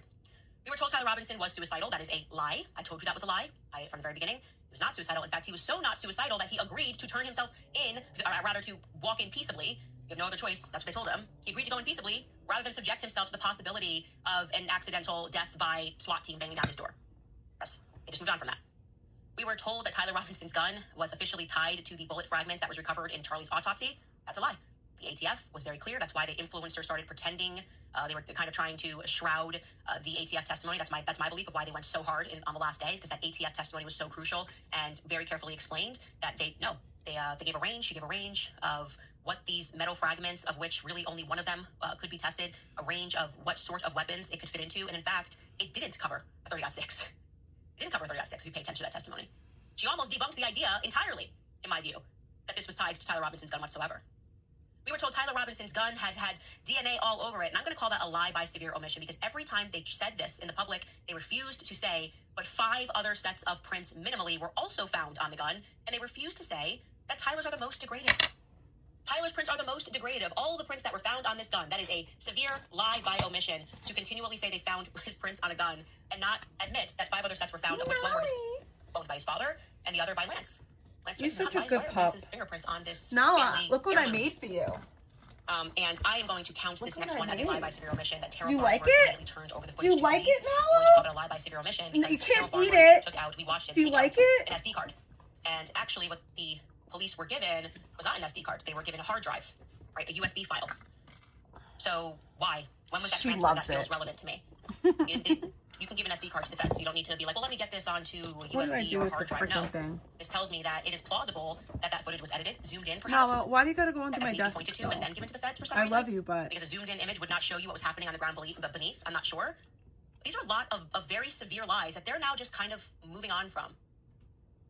What exactly, I guess this is my question, what exactly in the narrative thus far, which has been presented to us, to the public, what are we supposed to find convincing? Because I want you to remember that in order to secure a murder conviction, you have to move a jury beyond a reasonable doubt. Beyond a reasonable doubt to secure a murder conviction. So to our detractors, which there are many, I ask sincerely, name one piece of evidence that has been entered into the public domain that you feel demonstrates that Tyler Robinson did this beyond a reasonable doubt. Because as we were going through this as a team, we were like, all they're left with right now is a text message confession, right? That's really kind of it. These were taken, a text message confession, which the police took from Lance's phone. Mind you, Lance should be a suspect in this. His prints are everywhere. He had access to all of Tyler's belongings. He says his alibi is I was sleeping. Okay? He's being protected by the feds. Like I said, he seems like an asset. Maybe they found him online doing some weird stuff. And those messages were presented without any timestamps. We don't know why that is. And also it happens to be that when Lance's phone was photographed by the police, it was conveniently broken. Take a look here in the top left corner, right where we would be able to discern what time it was when the police took that. Their story is, oh, he came in on the night of the 10th, or maybe it's the 11th, and when we spoke to him. Well, it would be great if we could look at that time, but that he happened to break his phone, like stab it right in the corner where the time is. So we don't get to guess or know when the feds actually took photos of those messages. We also saw testimony in court that the police moved to use an Israeli tech firm to extract the messages. Celebrate, it's called, an Israeli forensic tech firm to extract those messages. Now, I don't know if it matters to them, but we all kind of think Israel killed Charlie Kirk, just based on the actions and the mood of the Israeli government leaders, Bibi Netanyahu, and their plethora of Zionist supporters throughout the United States. They're obsessed with lying about the Charlie Kirk case. They just have to lie about the Charlie Kirk case. They have to try to debunk everything immediately. It's giving us the vibe that they could be guilty. So yeah, we'd rather not trust an Israeli tech firm to extract messages that do not sound at all as though they were written by a native English speaker. And I'll tell you what I mean by that. It sounds to me like someone using Google Translate, right? There are little idiosyncrasies in language that, I'll give you, when I learned Spanish, okay? I remember, like, okay, I know how to say to drink, beber, B-E-B-E-R, beber. But actually, they don't use beber, ever. No, everywhere you go, they use tomar, which is like to take. They say toma, like you take. So if you say beber, like if I put that into Google Translate, I want to drink, it's going to give me beber, and if I go and I then present those as text messages, Spanish people are going to clock you in 4 seconds and say, this is not a native Spanish speaker at all. Beber, we don't say beber, but it means to drink. You know, we don't say that. In Tyler Robinson's text messages, we, actual American English speakers, we don't say pooch and bad sniffer in casual language. I actually looked that up, actually. Like, sniffers is Ukrainian. There's like a show called The Sniffer. The Ukrainian show is totally crazy. We don't use that stuff in casual language. This is somebody who does not know how we speak. And it is, of course, entirely plausible that someone gained access to Tyler Robinson's iCloud. Maybe someone like his boyfriend gave access to his iCloud, and someone sent text messages from a different location. All of that remains to be seen, because don't forget, Tyler's legal team, despite reasonable protestations, were not granted their discovery requests leading up to the preliminary hearing, okay? They testified that they had not even been given access to their client's phone when they were requesting an extension. They were like, well, how are we doing this hearing? We don't have anything. We can't even vet anything that you're putting on the stand. You're just going to allow hearsay? Yeah, we're going to allow hearsay. That's what happened. Those text messages have not been vetted yet. Now, in addition to this, the public is noticing that the victim on this case, Erica Kirk, is inviting influencers into the courtroom. That doesn't make us think she's telling the truth, especially because the influencers are lying. They have lied repeatedly to the masses. They get caught, and they just keep lying as if their lives and livelihood depend on it. On top of that, her organization, which she took over in her husband's stead, Turning Point USA, is contracting the services of and platforming people who are meant to lie about this investigation full-time. It's their full-time job to attack Candace. I don't know if you happen to catch this, but over on X right now, it's trending. A group of 92 influencers have been exposed, targeting me. Exposed, coordinating in a group chat. The group was brought together by an agent of Israel, no doubt, in the past, before Charlie was assassinated, that this person hosted a Spaces on X and went on record admitting that they gather intel, they collaborate with Green Berets, they collaborate with a Daily Wire employee, Cassie Akiva, the Gaza Humanitarian Fund, then run by Johnny Moore, to create files on people for the purpose of doing Israel's PR bidding. At that time, it was about what's happening in Gaza. They were going after someone who Tucker Carlson had on his show. So, of course, the common sense question is, why is someone who focuses on PR for Israel focused on gathering 91 other people to attack me full-time over the Charlie Kirk case, okay? I'll show you this. The group chat got exposed because a member of the group went rogue. I was like, I'm done with this. This is no longer healthy for me. Here is what she said over 2 tweets. Shady Lady Katie wrote, coordinated efforts are coming from some of these people. Here are all of the names who were in this group chat. I'm sharing information, background checks, reporting accounts, whining and complaining all day about Candace Owens, and even sharing Candace's own home address in this group chat. However, I will say that not everyone I feel you, just Candace. Anyway, I feel you. X is a digital, unfruitful wasteland, and I have a real life and SHIT to do. Go live your lives and build something. And she exposed 92 members in this group chat, which has the name Protecting Mrs. Kirk. Some of these names are not, we know this is I blocked them because it's just it's obvious it's their full-time job to attack me. Milk Bar TV, No Soup for Knowles, Paramount Not So Tactical, Brie Dale, Fake Catholic, Insurrection Barbie, just block. It's like worth my time. Like, it's just the most obvious operation in the world. Nice to see it. Nice to go through these, and you should go through these 92 absolute losers who are losing despite doing this. I don't coordinate. I'm not on any group chats with 92 operatives, 10 operatives, 6 operatives, 2 operatives. I don't do this. I work with my team. I look for information. I may, reach out, obviously, to people who are also care about this case. Baron Coleman, hey, did you see this video? Give him a call. Did you find this? Did you cover this topic? Or tell me what he knows. No one's coordinating to take down Erica Kirk. We're just coordinating to figure out who killed Charlie Kirk. And for some reason, these people find it to be synonymous with taking down Erica Kirk. I wonder why that is. So that's the question. Why does it take 92 operatives online coordinating, sharing my personal information, utterly psychotic, okay? My home address. Why are they obsessed with the takedown of Candace Owens? Well, the answer is because they know that I know. They know that I know, okay? We got another bizarre request today, this time from the Daily Mail. Charlie Spearing, the one who worked on the Trust Us, bro. Charlie definitely wanted Erica to take over the company because I watched the video, the author of that. The Aspen. I watched it so you don't have to, guy. He wrote this to us today. We have sources who believe that Candace is being used by foreign operatives sending misinformation through her tip line. It is part of a much broader network. Really?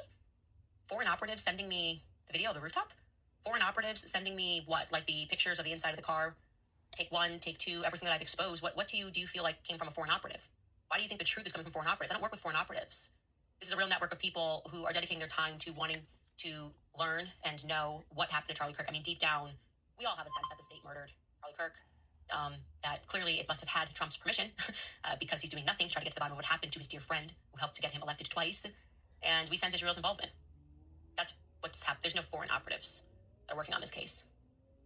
So yeah, the real issue is that they know that I know. They're desperate now, growing increasingly desperate and manic. We want FBI raids, anything. But I'm sorry, guys. It's all inevitable. Okay?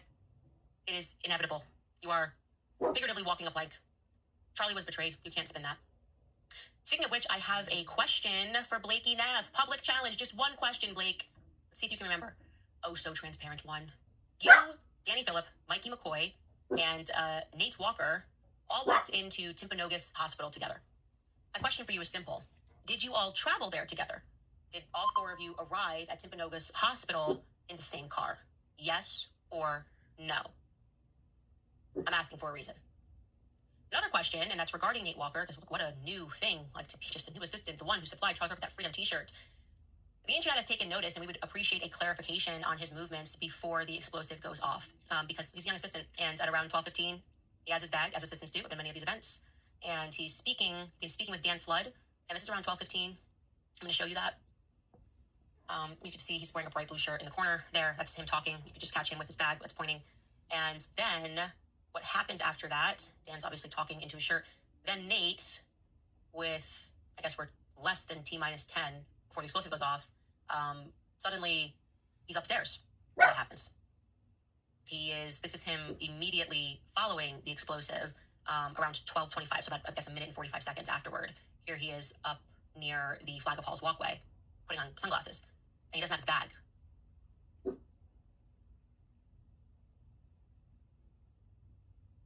he comes. And then we find him 2 minutes beyond that walking downstairs. So people have questions, and I think it's a pretty fair thing. You know, the public cares about Charlie. Why did he go upstairs? What was, maybe he went up there. I don't know. Maybe, I don't know, Dan Flood asked him to go up there to check on something. I don't know. We don't need to make up a narrative. We don't need to speculate. But we are asking for a specific reason. Anyway, I will leave that at that. I want to get into this. I totally forgot I was supposed to get a delivery. What the freak happened? They've already been going here for 30 minutes. Let's take a quick break, and then let's cover Perez Hilton. All right, you guys, I want to pass along a heartfelt thank you from my friends over at Preborn. Their president, Dan Steiner, asked me to share just how grateful they are for the faithful supporters like you. So far this year, because of generous partners, more than 50,000 babies have been saved from abortion. That means 50,000 lives changed and generations have been impacted. Every tax-deductible gift is used to rescue babies and share the hope of Jesus Christ with their moms. In fact, this year alone, more than 8,000 women have made decisions to follow Christ, all because someone like you helped provide a free ultrasound. It costs just $28 to provide one life-saving ultrasound and $15,000 to place an ultrasound machine in a pregnancy clinic where it can save countless lives for years to come. Dan's message is very simple. Thank you. Your generosity is saving lives for both Earth and eternity, and today there are still mothers waiting for that same life-changing moment. So if you'd like to give, dial pound 250 and say the keyword baby. Again, that's pound 250 baby, or visit preborn.com/Candace. Preborn.com/Candace. I also remind you guys about the Wellness Company because you've probably heard there's an outbreak in the U.S. right now. The CDC has confirmed the culprit is a new parasite found in grocery store fruits and vegetables, which has exposed hundreds of millions of Americans across 30 states. The CDC is investigating a multi-state outbreak of cyclospora, which is a parasite linked to contaminated fresh produce. It can cause severe stomach cramps, nausea, fatigue, and other debilitating symptoms. If you get sick, the CDC recommends Bactrim. That's why the Wellness Company created the medical emergency kit, because it comes with generic Bactrim plus 7 additional prescription medications to help treat more than 25 common illnesses and medical emergencies, all prescribed before you need them. So get your kit because it's simple. You complete a secure online medical questionnaire. If it's approved by a licensed physician, then your kit will ship directly to your door. Don't wait until you're sick to wish that you were prepared. Visit twc.health/Candace and use code Candace at checkout to save up to $45 off plus free shipping. Again, that's twc.health/Candace. Kits are available for U.S. residents only.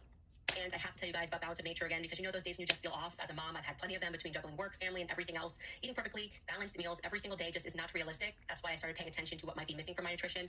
Balance of Nature makes that very simple. They use real whole food ingredients. Their fruits and veggies are taken through a special vacuum cold process to help preserve nutrients. Then it's all powdered and put into an easy daily routine with no fillers or unnecessary additives. So if you've been curious, a great place to start is their whole health system. It includes fruits and veggies, plus fiber and spice supplements. So that's 47 whole food ingredients in total. So whether you've been on the fence for a long time or it's the first time that you're hearing about them, I recommend that you head to balanceofnature.com to get 10% off their fruits and veggies supplements with promo code Candace at checkout. Again, that's balanceofnature.com with code Candace at checkout. Okay, so it's trending everywhere. The video has fortunately been removed from the internet. Of course, you can find it in various pockets, but at least there is some sort of an honest attempt to remove the video across social media. But Perez Hilton, I'm going to tell you a little bit about him for my international listeners, because I obviously do not expect that he made it across the pond. So he is a gay celebrity blogger who really came up in the early 2000s. You could actually argue that he sort of pioneered celebrity blogging in the time and the land before social media. He did it in a way, however, that I should make clear was very vicious and very mean, right? He would cover celebrities throughout their addictions, eating disorders, their relationships. I'm glad she said they that. Were, struggling with anorexia, if they were in rehab, if they were begging for privacy. There was like no place that he wouldn't go. There was nothing he would not publish onto his blog. And he would also include these gratuitous illustrations of these celebrities to suggest, as an example, that they were addicted to cocaine, like a little like scribble beneath their nose, so to speak, to imply that these people were on drugs. It was incredibly invasive to many celebrities who were many of them extremely young at the time of his publications, and dealing with their own insecurities, obviously being in the public eye. They would eventually speak out about how his targeting and bullying contributed to their self-hatred or their self-harm. And to be clear, I want to really stress, he was vicious. He would call people ugly, fat, give them nicknames, and they would sort of, I think a lot of them were like permanently damaged from this, one of them being Khloe Kardashian, who has changed her face many times. He really targeted her and referred to her as a transvestite over and over again. And also, there was this massive scandal. To give you an idea of who he was, he posted an upskirt photo of Miley Cyrus, who was then just 17 years old, right? That's the kind of stuff that he would do. And when he was interviewed about it, he would just be like, oh, it's not my fault that, like, whatever, this is what the public is interested in, and these celebrities know what they're doing. And she's 17 years old. Like, this is not a person that you should be publishing. Now, of course, because it was like sort of the dawn of this, and people maybe always wondered how celebrities lived and wanted to know about these celebrities, it just completely launched him. It actually gave him so much power in Hollywood. Celebrities actually sought his friendships. You can see he's hanging out A-listers because they just wanted to be on his good side. It was almost like a form of social blackmail in a way, because you didn't want to end up with him tracking you. Just like Lady Gaga. I mean, he was hosting wild parties with A-list celebrities because people basically wanted to end up on his good list. That's kind of the Perez Hilton phenomena in a nutshell. Now, in 2010, he did a total rebrand, and he offered this public apology saying that he wanted to change his trajectory, wanted to change his ways, no longer play a part in the industry of bullying that he really built. And he tried to flip his brand by appearing on Ellen DeGeneres' talk show. And here's what he said. So when you asked to be here, I got to say a lot of people have said it's not a good idea and advised me against it and said, why would you want to do that? I believe in giving people second chances. And you said you want to change, and a lot of people don't believe you. But if you say you want to change and you want to, I think it takes a big person to look at themselves and say, I've done wrong and I want to change. So I want to listen to what you have to say. Yeah, you know, over the last week and a half, 2 weeks, I've been doing everything I can to bring awareness to the issue of the teen suicides and gay bullying. And in doing so, a lot of people have called me a hypocrite and a bully myself, and a big one. And that's not how I want to be perceived, and that's not what I want to put out there into the world. And it was a big wake-up call that so many people saw me that way. So, you know, from now on, I really want to be part of the solution and not part of the problem. I want to be the change that I want to see in others. So I'm going to do things differently on my website than I have in the past. I'm not going to call people nasty nicknames. I'm not going to go the mean route. I'm going to force myself to try and be funnier or smarter or just do things differently, not doodle inappropriate things, not out people, which I have done all of those things in the past. That's right. So, yeah, he had a lot of power in Hollywood. Some people were not buying this rebrand, especially people who were impacted by the stuff that he did. Khloe Kardashian being one of them. She came out and was like, this is nice, but no, like, you really damaged me. Now, I should mention here, the reason why some people weren't buying this was because at the same time as his attempted rebrand came the dawn of social media. So his relevancy was sort of naturally fading. The paparazzi culture of the 2000s, he benefited from that tremendously. It changed with smartphones, right? Everyone suddenly became the paparazzi. This wasn't like unique capture, and celebrity culture transformed. So this was kind of like the Paris Hilton, Nicole Richie phase that he enjoyed the boom of, and then that sort of went away. I'm just telling you guys that on background because, like I said, I'm sure he didn't make his way across the pond. People don't know who this guy is or why he's trending. But he really did build an empire of sleaze, and he embraced it until he didn't. Now, on the personal side of things, you should know that Perez, as a gay single man in the new social media era, made this decision also to have children via surrogacy. He's single. This is becoming an increasingly controversial topic. Gay men using surrogacy, not having another parent in their lives. He chose to have 3 children, one in 2013, one in 2015, and one in 2017.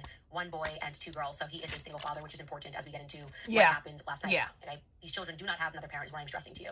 So over recent months, it's been clear that he is going through something. Like, I mean, on March 23rd, he posted videos of himself from a hospital bed and said he almost died from severe sepsis and infections. He claims that it started with the flu, but he didn't take his medications with food like he was supposed to. So he then developed an ulcer that eventually perforated. He was hospitalized for 3 weeks and had emergency surgery. And then he said that because he was so close to death, he found God, and they started sort of hawking these Christian t-shirts online, and, you know, people either accepted that or thought that this was a new grift. Yeah. One or the other. Now, yesterday what happened, and I made, like I said, I took it as a grift. Night, so I didn't have to. My husband watched this video, so I didn't have to. I have sensitive eyes. I took it as a grift. Which ran live on TikTok. Perez Hilton and I just left it alone. Drenched in blood with multiple cuts all over his body, and he was cutting himself. He was making cuts with a knife all over his body, and he's completely out of it. He's on video, and he's saying things like, "I am doing this for my children." He's looking out of the window, recognizing that the police are here, saying, "Shoot me," you know, mother foes, mother F words, you know what I'm trying to say there. And what happened was the update came from NBC. Obviously, they took him gratefully, peaceably, and they hospitalized him after this live stream. He was doing this on a live stream on TikTok, I should mention. And the police said that they responded to his Miami area home of the celebrity blogger and podcaster Perez Hilton after they received reports that he engaged in self-harm in a live streamed video Tuesday night. A spokesperson for the Miami-Dade Sheriff's Office said in an email that I don't know if I want to do a star who was live streaming acts of self-harm on social media. In a follow-up statement, the Sheriff's Office said that the person was safely recovered and taken by Miami-Dade Fire Rescue to a local hospital where he was receiving medical attention. It said that deputies spoke to the family members at the scene who confirmed the person had been alone inside the residence. So I don't know if I want to do star or a heart. TikTok before the platform pulled it appeared to show. I think I want to do a heart. Cuts holding a knife, and in the video, viewers pleaded with him and asked for his phone number so that they could alert authorities. And they note that he's a single father with 3 children born via surrogacy, and he moved back to Miami after living in Las Vegas for 3.5 years. Now, I want to share. Yeah, I'm listening to Candace Owens. Paris Hilton is on drugs. I do. It's an opinion, not a fact, obviously. But as soon as I heard about this, as soon as I heard about the sepsis thing, there was just something about it that felt to me like he is in the throes of a drug addiction. And obviously, there is a deeper irony to that, given how he built his career. But there's been just a lot of changes in his life. Moving back into his mother's house, I believe, is accurate. He's living with his mother. His mother's raising his kids. That indicates to me that he's on some sort of a spiral, and not something to be made fun of. I don't think that's funny. That's just my genuine opinion. Is that you're looking at somebody who has demons, you know, and that he demons, yes, some sort of a drug-induced psychosis. When this went on, he was also saying how he doesn't like himself, and you know, a lot of that is because Hollywood in general. Tell those demons run and hide. They crumble at the name of Jesus. We don't have the same opinion as we had about celebrities back in the early 2000s. There's something about them that they felt so shiny, and now we realize that these people are raised dealing with their own issues. Many of them drug addicts. Many of them involved in pedophilia. I'm not talking about Perez Hilton. I'm talking about what we've learned about Hollywood, and many of them controlled by agents. We've seen now, you know, so many of them try to speak out. We saw what happened to Britney Spears. We saw what happened to Kanye West. We saw what happened to Michael Jackson, and of course, just what I've learned how Hollywood was set up. Truly, it was meant to be a cult. It's meant to be demonic. It was meant to draw people away from the church and into the cathedrals of theater. These people are performers, and their idea is to attract the masses to I guess presentations about whether it's history, you watch a movie, you think it's real. The whole idea is that Hollywood was meant to drive us into it almost like it was psychoanalytical, right? They created Hollywood because they wanted to control what we think. It was meant to be a brainwashing technique, so to speak. When you get into Sigmund Freud and you get into PR and propaganda, that's what Hollywood is. At its core, it's propaganda, and they wanted us to really sort of have this sort of pagan belief in these celebrities as something to be worshipped, and it worked. It worked. I would say in my younger years, I was just, oh my gosh, Christina Aguilera, oh my gosh, these people are amazing. I would do anything to meet Christina Aguilera. That was supposed to be the magic trick, and I think that now we have seen that illusion fade, and the fall, so to speak, or the current fall of Perez Hilton sort of represents that moment. But here's what I want to warn about that. When something falls, and I'm referring to Hollywood more broadly, not specifically Perez Hilton, something has to rise to take its place. And I sense so deeply that same occult worship, that same shiny, new, fake veneer drawing the youth in is what we are watching right now with the rise of this fake Christian grift that is happening. It is exactly what it feels like. It's Hollywood all over again, but this time it's going to be biblical. The same players are involved. People that were in reality TV are now pretending that they can't get a sentence out without referring to the Lord. It is so much for me what I see happening with Turning Point USA. Like, this is it. This is supposed to be the new Hollywood. This is the plan. They're supposed to get your children. They want to be inside of the high schools, and you're supposed to look the other way and go, well, this isn't bad. Like, maybe your parents were okay with you watching TRL when you got home, whatever. This is just culture. Now they're saying this isn't culture. This is actually God. And that's really scary. It's the same paganism. That shit, I want to cry right now. Because I really think she's right.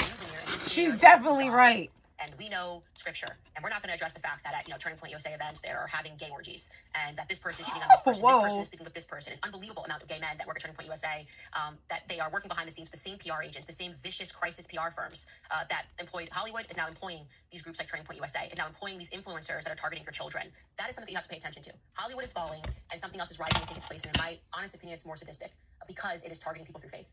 And I just wanted to say that when I watched this, it's like a new dawn, a new chapter. I do wish, obviously, Perez Hilton, I hope he gets better. I hope he truly finds God, and that he gets over whatever it is. And the first way that you're going to get over any spiritual demon that you're dealing with, that's why I do think this is a form of possession, is to be radically honest in your life. Like, you need to be radically honest with what it is that you're going through. And I don't think he is being honest with what it is that he's going through. And beyond anything else, pray for his children. It is in a very unfortunate situation. I don't know that I would live in Miami if this is what I was living with or going through. And yeah, I just wanted to make people aware of that. Hollywood is falling, but the occult is not going away. A perfect segue, by the way, into Victor Marx, one of Erica's spiritual advisors. We all get the ick. We all know something's wrong. It's like we listen to Frank Turk. We just go, this doesn't feel godly. But you keep telling me it is. Well, Piers Morgan interviewed Victor Marx and tweeted that it was one of the most bizarre interviews of his career. Yeah.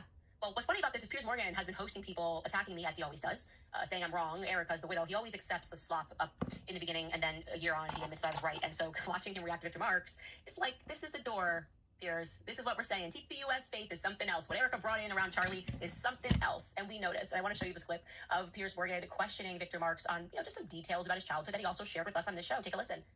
I mean, if you're 3 years old, though, how are you cutting a cat's head off? That requires a strength, which I've got 3 sons. None of them would have had the strength at 3 years old or the dexterity to cut a cat's head off. How have you done that? That's what people are finding a little bit suspicious. I understand. If you put your hand around your son's hand on the knife of a dead cat, could you not cut the head off of it? It wasn't me. No, I would say with great difficulty. Have you? I haven't done it, no. This leads me to probably the most contentious story, which is that when you were 7, the same abusive stepfather forced you to kill a man. Now, local law enforcement and sheriffs in the Mississippi area where this event apparently took place have said there are no records, police reports, or unsolved homicides matching your account from that time period. So just to be clear, what exactly do you say happened here? Who was the man? How did you kill him? Well, I didn't murder anyone because I was a 7-year-old who was forced to shoot a person. My stepfather, again, holding my hand around a pistol to a man who was handcuffed and on his knees, put his finger over the trigger and pushed it until the man was shot. I don't know who he was. Best I can remember, he looked like a homeless fellow. So you have no idea where this happened or who the person was. Well, you can see why people might be saying, come on, Victor, this really happened? I mean, let me put it to you a different scenario, which is, and I don't want you to be offended by this, I'm just putting it to you because I know it's something that could be a phenomenon, where people, you said that these revelations have come out very later in your life. A lot of people, when they've suffered abuse or trauma, whatever it may be, their mind can play games with them. It can, persuade them, and I'm not saying this has happened, but many people find some of these claims outlandish, that perhaps your mind is playing games and that these incidents didn't actually happen, but that because of your abuse, you have persuaded yourself that they may have done. Is that a possibility? Well, I studied, and the answer is it's possible. I mean, I studied false memories and had 123 visits to a trauma specialist. This is nothing that I want to go back, but it's something that was still affecting my life. And, we live in a very evil world. It's possible he made everything up. I'm glad he got to that point. It's definitely possible he made everything up. And yeah, like I said, Piers, keep going because we've done a lot of work on this, and he's not the only one that maybe has false memories. Everything about Erica's past, you start looking into it, and you're just falling through a dark hole. Everything she presented herself to be to Charlie, and you just want us to let it go. No, this is who she was bringing around. This is the first person. We got Erica home, greeted her in Charlie's apartment, crying, sharing across Instagram. You're looking at Turning Point USA faith. And they want access to children. They're all wacky. They're all crazy pastors. So you got Frank Turek signaling that I should be struck down, using the Bible, the good Bible, of course, to do it. Yeah, keep going, Piers. I think eventually you will start to realize why people have a lot of questions about the faith push that Erica brought to Charlie through Turning Point USA. Anyway, we are going to take a brief break, and we will be right back. All right, you guys, have you ever felt like you are searching for real spiritual truth, but you're not sure who to trust anymore? I've been there. That's why I want to share something that I find incredibly valuable. It's a traditional Catholic book company that's called Loretto Publications, and their whole mission is simple: spreading the truth of the Catholic faith. What I love about them is the quality and the authenticity. They publish some of the most accurate editions of Scripture available in English, including the 1859 Haydock edition of the Dewey Rames Bible. Now, this isn't just any Bible. It's packed with thousands of footnotes and commentary from the early church fathers and doctors. It really brings the faith to life in a deeper way. But it doesn't stop there because they've got everything: Bible commentaries, books on Mary and the saints, church history, philosophy, catechisms, missals, prayer books, even works that dive into the Catholic social teachings and the kingship of Christ in today's world. So if you've been wanting to understand what the apostles and early church actually taught and what Christ is King really means, head to LorettoPubs.org. Again, that's LorettoPubs.org. I also want to remind you guys about American financing because it is no secret that everything is starting to feel a lot more expensive. If your daily essentials are ending up on a credit card, you should know that those double-digit interest rates are quietly draining your bank account. If that debt is starting to feel heavy, you should know that you're not alone. And if you're a homeowner, you've likely looked at your mortgage rate and thought, I can't touch that. But American Financing offers a smart equity loan so that you don't have to. It allows you to wipe out high-interest debt and lower your monthly overhead while keeping your primary mortgage intact. It's basically a surgical strike against debt. Unlike a fluctuating HELOC, the smart equity loan is a fixed-rate loan, giving you a predictable monthly payment. At American Financing, there are never any upfront fees to find out what you qualify for, so talk to a salary-based consultant today because these are experts who are anger, behavior to be suspicious. It's like it's having the opposite desired effect, so maybe a time to switch game plans there. Second comment, this person writes, Blake Neff's anger single-handedly makes the entire TPUSA look completely guilty. Yeah, it's crazy that they keep allowing him to have a platform. I don't see what the upside of that is. Like, was that promised to him that he was going to take over Charlie Kirk's show or something? I just don't get it. It's so abysmal. It hurts them, and you wonder who is doing their PR because it is just so misguided, and it just catalyzes their descent into chaos. Like, it doesn't make any sense to the public what they're doing, why they're doing it, or why they think that by spending enough money or hosting these people, they're going to be able to convince people not to believe their own eyes and their own ears. I also want to offer an update yesterday when I was talking about the burial. I was a bit uneducated when I said that I believed that you were not allowed to be as a Catholic. Somebody sent me an email and reminded me, or actually informed me, that actually under Novus Ordo, so that is sort of the 60s update, actually, yes, there is a document which discusses, and beginning in the 60s, I think in 1963, you are allowed to be cremated under certain circumstances, and so the person links that, so I want to issue that correction, and also plead ignorance, because I told you guys that when I was baptized Catholic, the traditional Latin rites, my priest is, everything is Latin rites, it is not, I attend Latin Mass, I don't know enough about Novus Ordo, is what I would say, and so I want to correct when I get something wrong, and that was, yeah, you were correct, I looked that up, and sorry, that's why I don't speak too much on Catholic affairs, because I'm still learning, and I would be the most uneducated about Novus Ordo, so there's that. Comments from today's episode, True Detective writes, after Charlie Kirk's murder, I watched a video of him saying that he wants to be remembered for the courage of his faith. This led me to enroll in OCIA and be baptized in the Roman Catholic Church this past Easter. His physical death inspired a spiritual awakening. Keep fighting, Candace. It is honestly tremendous to consider that the push after Charlie died was so evangelical that they were angry and nasty and bitter towards Catholics. Like, you couldn't even just be like, oh, I lost conversation with Charlie. I was like, take a step, become Catholic. And they were like, influencers. And yet, it, again, had the opposite desired effects. The Catholic Church grew so much after Charlie's assassination, and obviously, I'm sure you've seen this, but like the Southern Baptist Convention, the numbers have been way down and going down every year, and I think it's partially, in part, to do, and this doesn't mean that every evangelical church is like this, but we've seen too many in the public eye using Charlie Kirk's name that appear to be completely and utterly fraudulent people who take a position and a stage and say, I'm his pastor, or I was his pastor, and they just come across like complete sleazeballs. They're actually not dedicated to faith, not dedicated to anything other than making people support Israel. So it is interesting to consider that, and also welcome home, as Catholics say. Kyle, it is just who I am, writes so much self-Zioness in here right now. So hilarious. They're spending so much money to get accounts to say such brainless speech. They can't actually think it's doing anything, right? I don't think they realize that we've hit critical mass and we know that they're doing it. So wrong. Noah! Energy, like they just do. Ow! What the freak? Sharing my address in private chats. They are deranged and obsessed in a way that feels dangerous. We knew that was all happening when they were publishing my kids' cars and stuff. That it was Noah, get out from under my feet. You're gonna hurt both of us.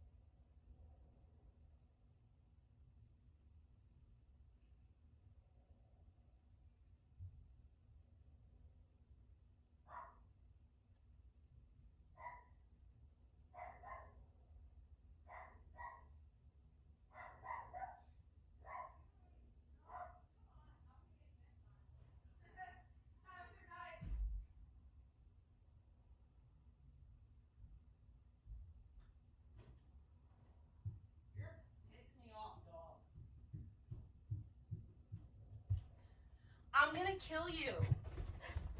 Stop! Yo, she keeps walking under my feet.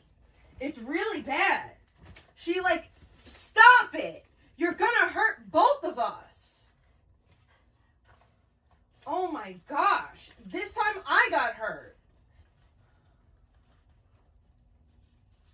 Stop. Please. I have 800 singles in my wallet, like a damn stripper. I literally have like $20 in fucking singles. I hate that shit.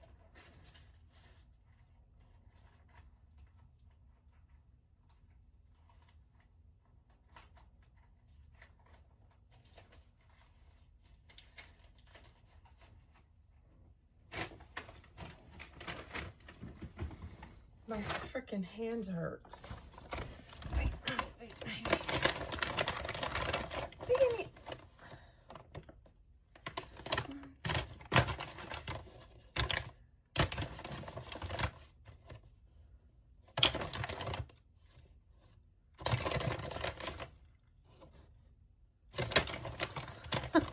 I think they messed up, but it's a good messed up.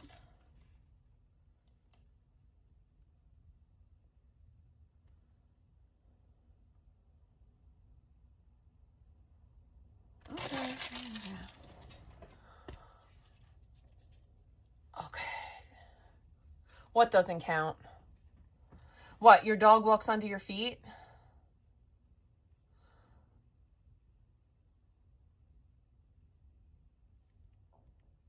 Cyrus, who was then just 17 years old, right? That's the kind of stuff who is not trading going to Japan. That's the quarry to cross purpose and I poo for so his kids were not there. The video, which was streamed on TikTok before, and now we realize that these people are crazed, dealing with their own issues. Many of them, I sense so deeply that same occult worship, that same shiny new fake veneer drawing the youth in is what we are watching right now with the rise of this fake Christian grift that is happening. It is exactly what it fits like. It's Hollywood all over again, but this time it's going to be biblical. The same play. Open signaling that I should be struck down, using the Bible, the good Bible, of course, to do it. Yeah, keep going, Pierce. I think eventually you will start to realize why people have a lot of questions about the faith push that Erica brought to Charlie through Turning Point USA. Anyway, we are going to take a brief break, and we will be right back. All right, you guys, have you ever felt like you are searching for real spiritual truth, but you're not sure who to trust anymore?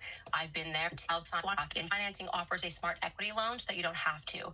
That's absolutely crazy. You have to show some evidence of something make sense. And yeah, like I said, using influencers to lie to the public is actually just increasing the amount of people who generally find you and your behavior to be suspicious. It's like it's having the opposite desired effect. So maybe a time to switch game plans there. Second comment, this person writes, Blake Neff's anger single-handedly makes the entire TPUSA look completely guilty. Yeah, it's crazy that they keep allowing him to have a platform. I don't see what the upside of that is. Like, was that promised to him that he was going to take over Charlie Kirk's show or something? I just don't get it. It's so abysmal. It hurts them, and you wonder who is doing their PR because it is just so misguided, and it just catalyzes their descent into chaos. Like, it doesn't make any sense to the public what they're doing, why they're doing it, or why they think that by spending enough money or hosting these people, they're going to be able to convince people not to believe their own eyes and their own ears. I also want to offer an update. Yesterday, when I was talking about the burial, I was a bit uneducated when I said that I believed that you were not allowed to be cremated as a Catholic. Somebody sent me an email and reminded me, or actually informed me, that actually under Novus Ordo, so that is sort of the 60s update, actually, yes, there is a document which discusses, and beginning in the 60s, I think in 1963, you are allowed to be cremated under certain circumstances, and so the person linked that. So I want to issue that correction and also plead ignorance, because I told you guys that when I was baptized Catholic, it was done in the traditional Latin rites. My priest everything is Latin rites. It is not. I attend Latin Mass. I don't know enough about Novus Ordo, is what I would say. And so I always want to correct when I get something wrong. And that was, yeah, you were correct on that. I looked that up, and sorry, that's why I don't speak too much on Catholic affairs, because I'm still learning, and I would be the most uneducated about Novus Ordo. So there's that. Comments from today's episode. True Detective writes, after Charlie Kirk's murder, I watched a video of him saying that he wants to be remembered for the courage of his faith. This led me to enroll in OCIA and be baptized in the Roman Catholic Church this past Easter. His physical death inspired a spiritual awakening. Keep fighting, Candace. It is honestly tremendous to consider that the push after Charlie died was so evangelical that they were angry and nasty and bitter towards Catholics. Like, you couldn't even just be like, oh, my last conversation with Charlie, I was like, take a step, become Catholic. And they were like, influencers. And yet, it, again, had the opposite desired effect. The Catholic Church grew so much after Charlie's assassination. And obviously, I'm sure you've seen this, but like the Southern Baptist Convention, the numbers have been way down and going down every year. And I think it's partially, in part, to do, and this doesn't mean that every evangelical church is like this, but we've seen too many in the public eye using Charlie Kirk's name that appear to be completely and utterly fraudulent. People who take a position and a stage and say, I'm his pastor, or I was his pastor, and they just come across like complete sleazeballs that are actually not dedicated to faith, not dedicated to anything other than making people support Israel. So it is interesting to consider that, and also welcome home, as Catholics say. Kyle, it is just who I am, writes, so much self-Zionist in here right now. It's so hilarious that they are spending so much money to get accounts to say such brainless beef. They can't actually think it's doing anything right. I don't think they realize that we've hit critical mass and we know that they're doing it. So it doesn't work. It just doesn't work. I feel like it's a waste of so much energy. Like, they could just be doing something else, but they have to do this. It's terrifying, though, that they're just sharing my address in private chats. They are deranged and obsessed in a way that feels dangerous. And we knew when that was all happening, when they were publishing my kids' cars and stuff, and it was meant to scare me, and it is scary. It definitely is scary, as a parent, obviously, that they just have no boundaries, and that I have no interest in publishing Erica's address. Like, why would I want to be in a chat with 91 people being like, this is where Erica lives? What is it about, actually? Just respond to the questions that are being asked of you. The truth is enough. Like I said, nobody is trying to take down Erica Kirk. We just want to figure out who killed Charlie Kirk. And for some reason, those two concepts for you are synonymous. Finding out who killed Charlie Kirk is akin to taking down Erica Kirk. Why is that? Why is that? That's what we're getting from you. Ben the Beast writes, huge fan of yours and Andrew Tate. I love the interview that you did with him. What are your thoughts on his most recent arrest? In my opinion, it's another Matrix attack. Keep up the amazing work. So I had gotten very, like, whenever I comment on things, I always want to take the time to read files and understand what's happening and offer my, like, I guess non-legal perspective. Like, I'm definitely not a legal professional, but I do feel like I understand legal documents. And I was very much involved in reading through his Romanian documents when the charges were against him. And I said, this case is going to fall apart. And people came at me and were like, how could you? And then the case fell apart. I had never seen such clear evidence that the girl, there were actual literal text messages in WhatsApp of her describing what she was doing and trying to get a free ride to Paris or London. And so I gave my opinion on that because I felt like my opinion was educated. I have not had time, given everything that's going on, to look into the UK case. I always felt like Romania was kind of holding him because the UK wanted them. And so I've just been, the only thing I know right now are the headlines, which is like, this is a case from, just like Russell Brand. It's like a long time ago. I need to go through the documents, and I am intending to do that and to give my opinion on what's actually happening in the UK. Obviously, it is utter madness that Andrew and Tristan Tate are in solitary confinement, and we are living in a time where he got taken in Florida, the home of Jeffrey Epstein, and Jeffrey Epstein just lived the greatest life there. Nobody that is a part of the Epstein network has been taken down. In fact, they have been covered up and have been protected by this administration. And so my mind just goes to just that understanding immediately that if any government was actually committed to taking down traffickers, the entire Epstein list and the people who were benefited and had relationships with Epstein and went onto that island would be exposed, and yet they are in power. So there's that. But I do intend to. Congratulations on the new baby. I'm always so happy for you every time, except I know that the time will come where you have to take a break from the show. Not going to welcome clubbing the baby tonight. as I sit with Candace withdrawals. LOL. Thank you for showing us true strength. We love you. Yes, maternity leave always comes with the news of the new baby, and I do miss you guys. And it's going to come around so quickly, and then I'll be gone, but then I'll be back. So there's that, and we'll have time to do a lot of research, which I can't wait for. That's why we take off every 6th or 7th week, whatever it is we do here, so that we can research, because there's a lot of information and a lot of stuff that's coming out. And of course, they're going to be announcing soon, I guess September, September 5th? Ashley, that they're supposed to be saying whether or not they're going to go through with the Tyler Robinson trial. September 1st? Okay. Yeah, so less than a month. And that's going to open a whole new can of worms. Like I said, I'm hoping it goes through.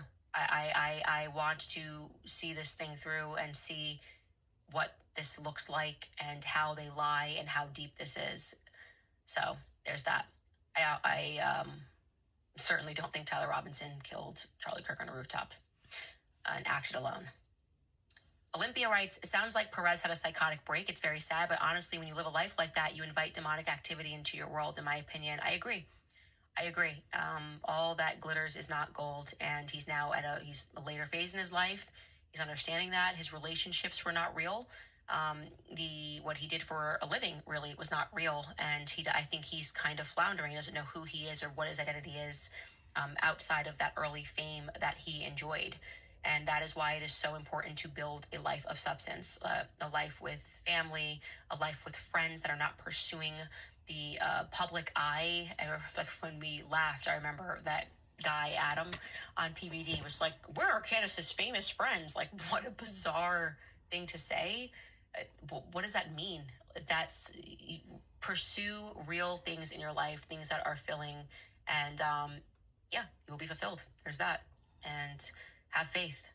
That is I really hope for him that he finds true faith. I think he's kind of in the wilderness right now. Lola Wild writes, I love you, Candace. Let's give him grace. What if he was doing it for his kids because they were getting payback through a humiliation ritual or sacrifice one of his kids? Maybe leaving the Crowley Hollyweird cult. Pray for the kids. Absolutely pray for the kids. And I'm giving him grace. I don't have anything bad to say about Perez Hilton. He's never done anything to me that I know of. Maybe he has. Maybe there was actually an article or two that someone told me about. It's not relevant to me and what I'm doing here. I just think that there is a broader conversation that needs to happen about what this symbolizes. And yes, there are elements of this that are demonic. And yes, you should pray for everybody, even your enemies, when they are dealing with a spiritual possession. I'm just saying that we are watching, and we have been watching, the collapse of Hollywood. He signifies that moment in a way, and beware of where that's reemerging, because it's the fake faith grift. I think we all see that exact same thing with a Bible bend, which is, to me, even more deeply demonic, to be honest. Okay,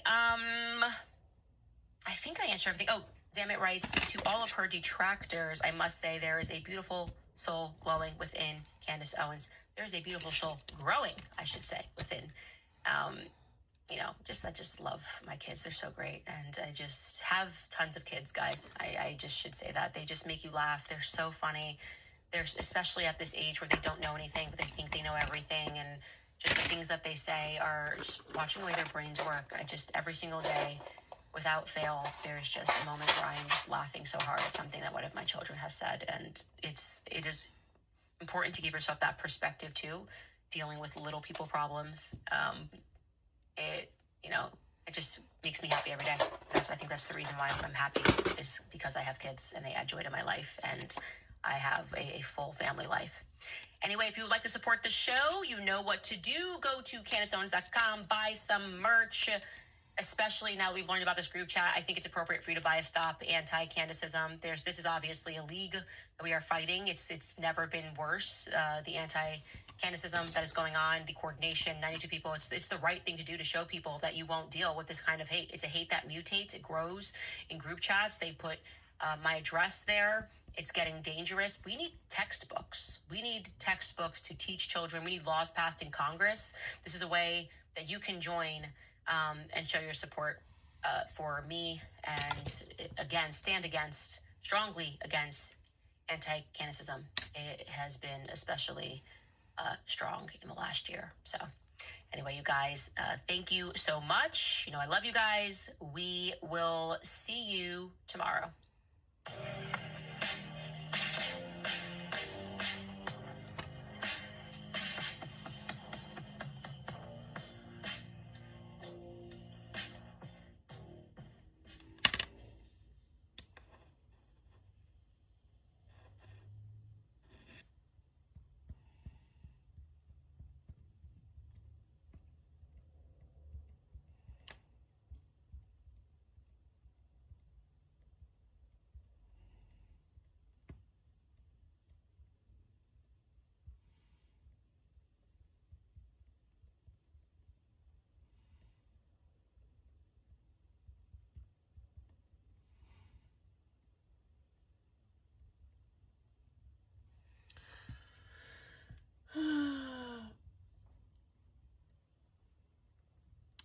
guys. Sorry. I'm locked in. I get kind of locked in.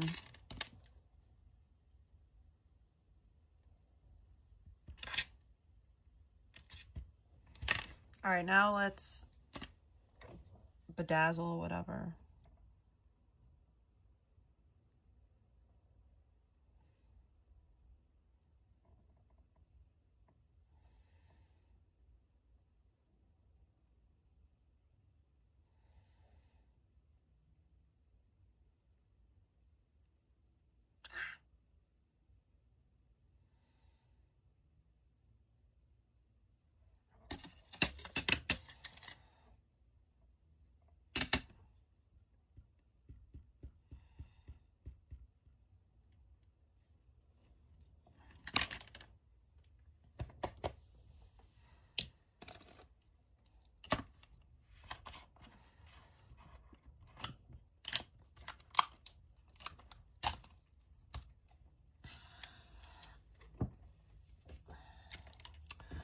I think I could do better than this. Oh, whoa, whoa, whoa.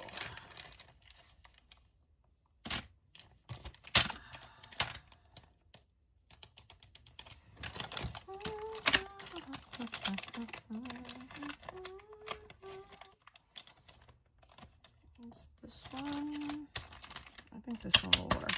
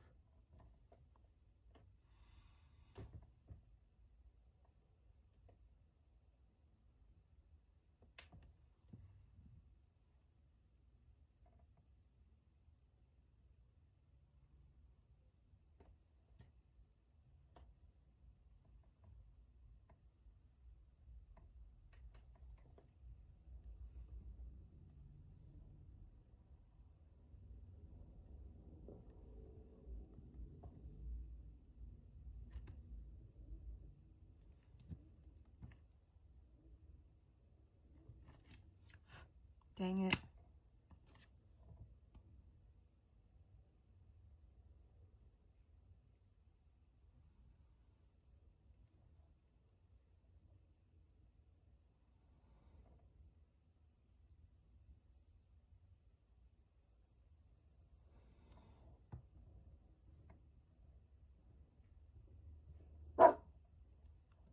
Nala, it's fireworks.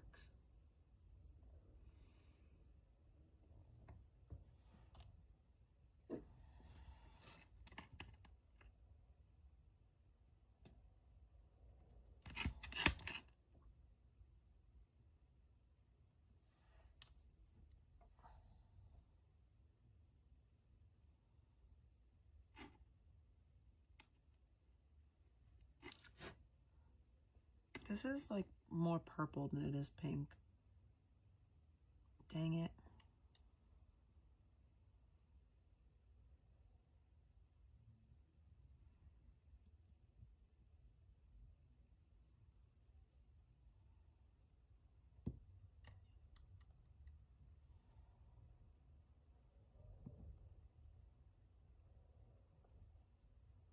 I'm not doing a great job painting right now.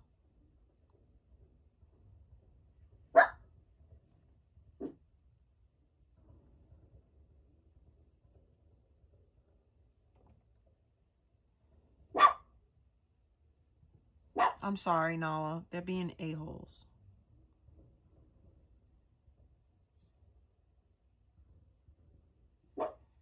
Like, it's not even 4th of July. It's no July. It's August. Why are you doing fireworks? Just to be annoying. Just to be annoying. Just to make my dog bark.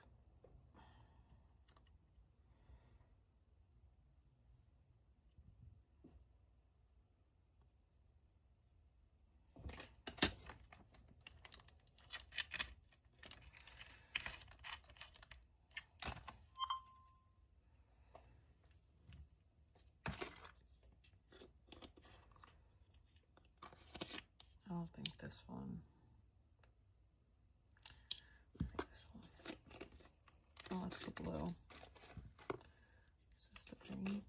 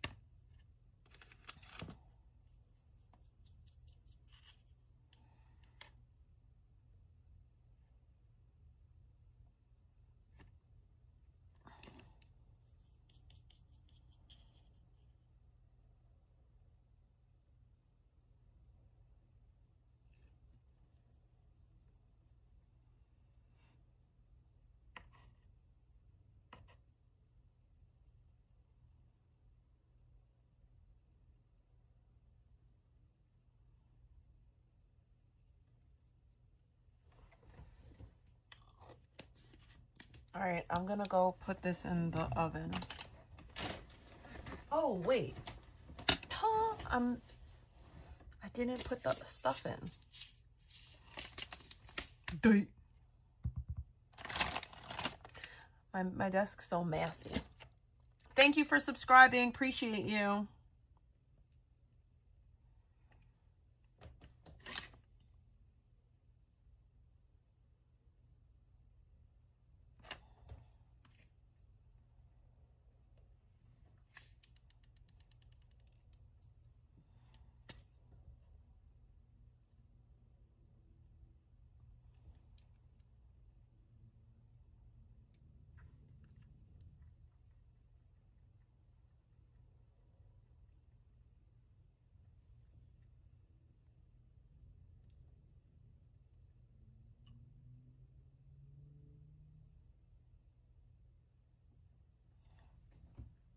My foot is itchy. Itchy.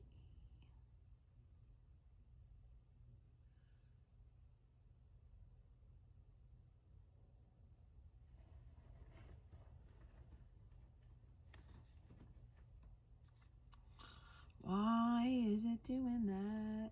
I need to put these in before I try to put this stuff in, because I'm noticing that it makes it harder for this shit to go in. I don't know why. I don't know what it is about it, but it does that.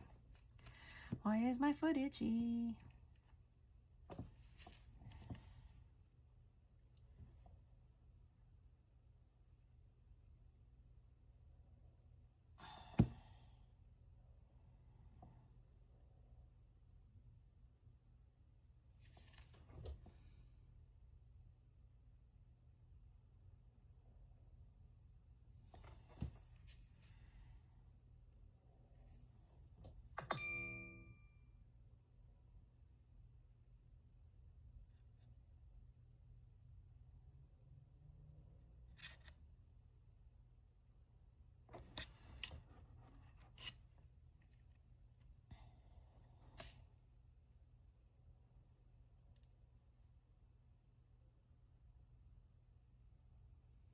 You know what I listened today?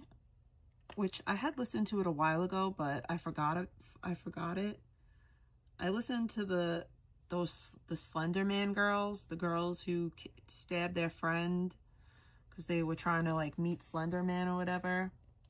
That shit is crazy. That poor little girl.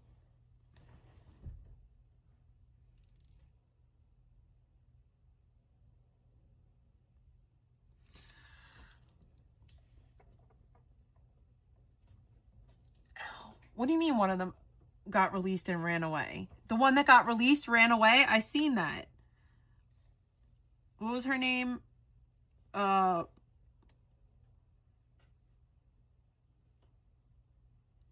Anissa?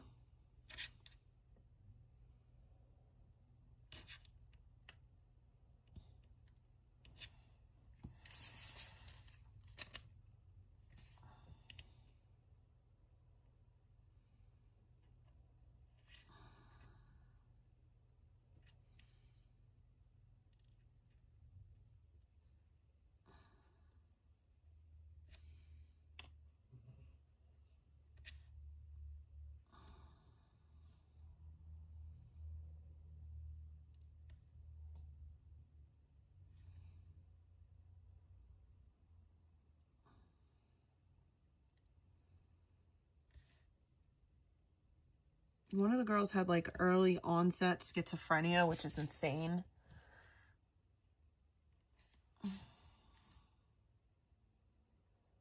Because that's like super rare. Like schizophrenia, usually signs don't present until way after 18 years of age. Rarely ever before.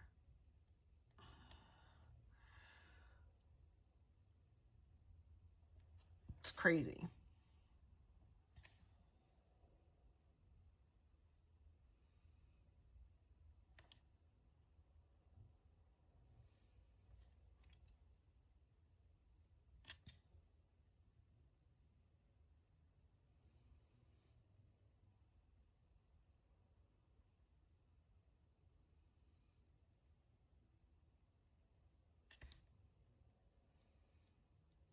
I'm glad that the girl survived, at least. I don't know why I thought that the girl passed away, but I never really, like, paid that much attention to the story. I don't know, Slender Man is, like, some story, I guess, that people in the I don't know.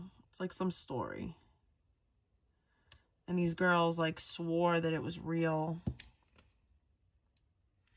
And they stabbed their friend to try to, I guess, meet him? I don't even know.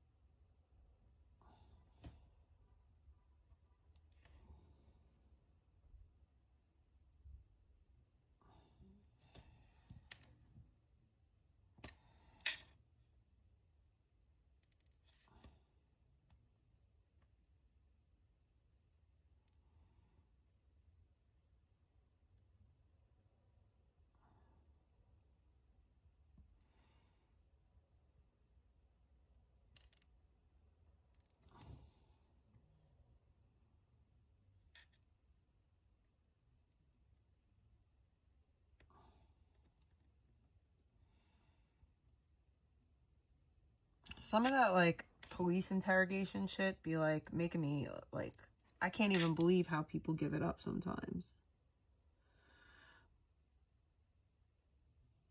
Like, I just can't, like, imagine what goes through people's head. Like, yeah, I'm gonna commit a crime, and then I'm gonna go talk to the police. They're totally not gonna figure out that I commit this crime. Then I guess that goes to say the type of people that commit crimes. I don't know.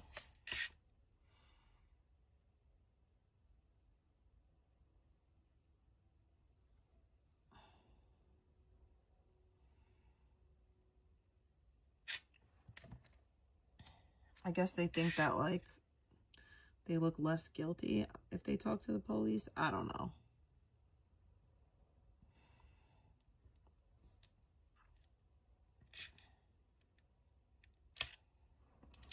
Haven't talked to the police.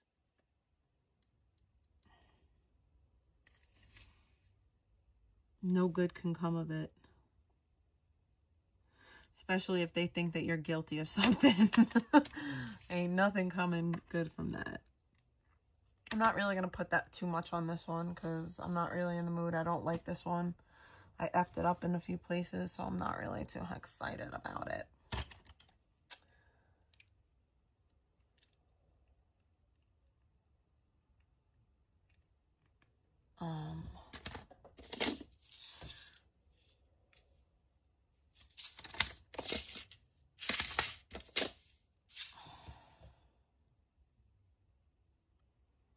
That's it. That's all I'm going to do on this whale.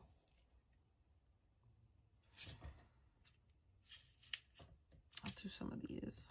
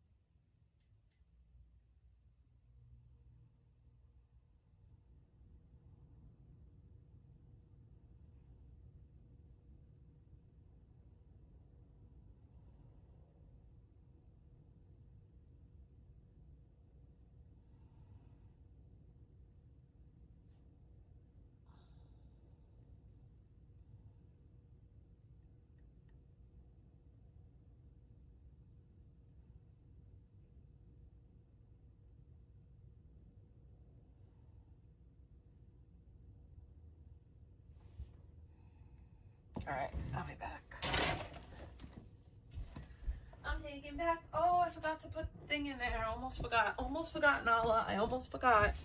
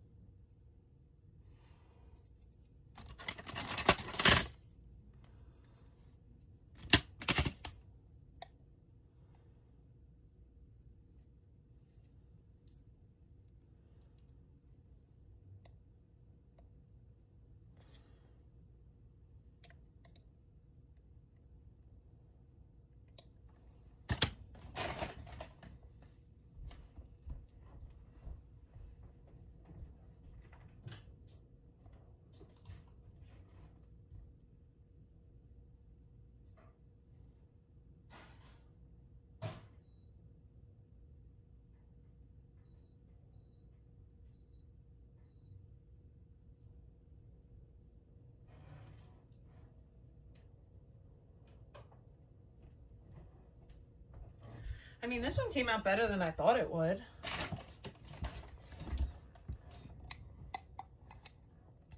The chrome doesn't really stay chrome, like holographic, when it bakes. It's something that makes it almost dull.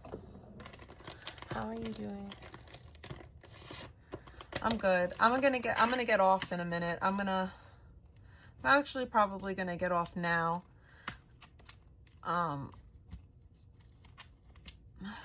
Yeah, I'm gonna get off now. But I hope that everyone has a glorious evening. I'll probably stream tomorrow. Love you guys. No, I haven't been in my PJs all day, actually. I've been in my PJs since 5 p.m. when I got, well, like a little bit after 5 p.m. But yeah, I worked all day. Thank you very much. Excuse you. I'm so sick of you people coming in here thinking that you know anything about anything. If I was home all day, I would stream all day.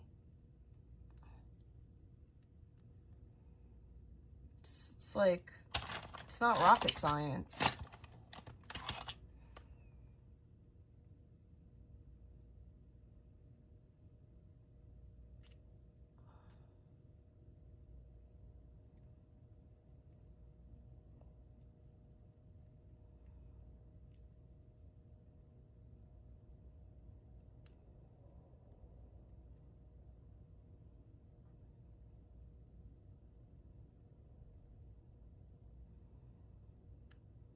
But anyways, no, I can't take a joke. You got me. I can't take a joke. It's not really a joke because I don't know you, and that's the first thing that you said. I'm not doing anything with my nails, but okay.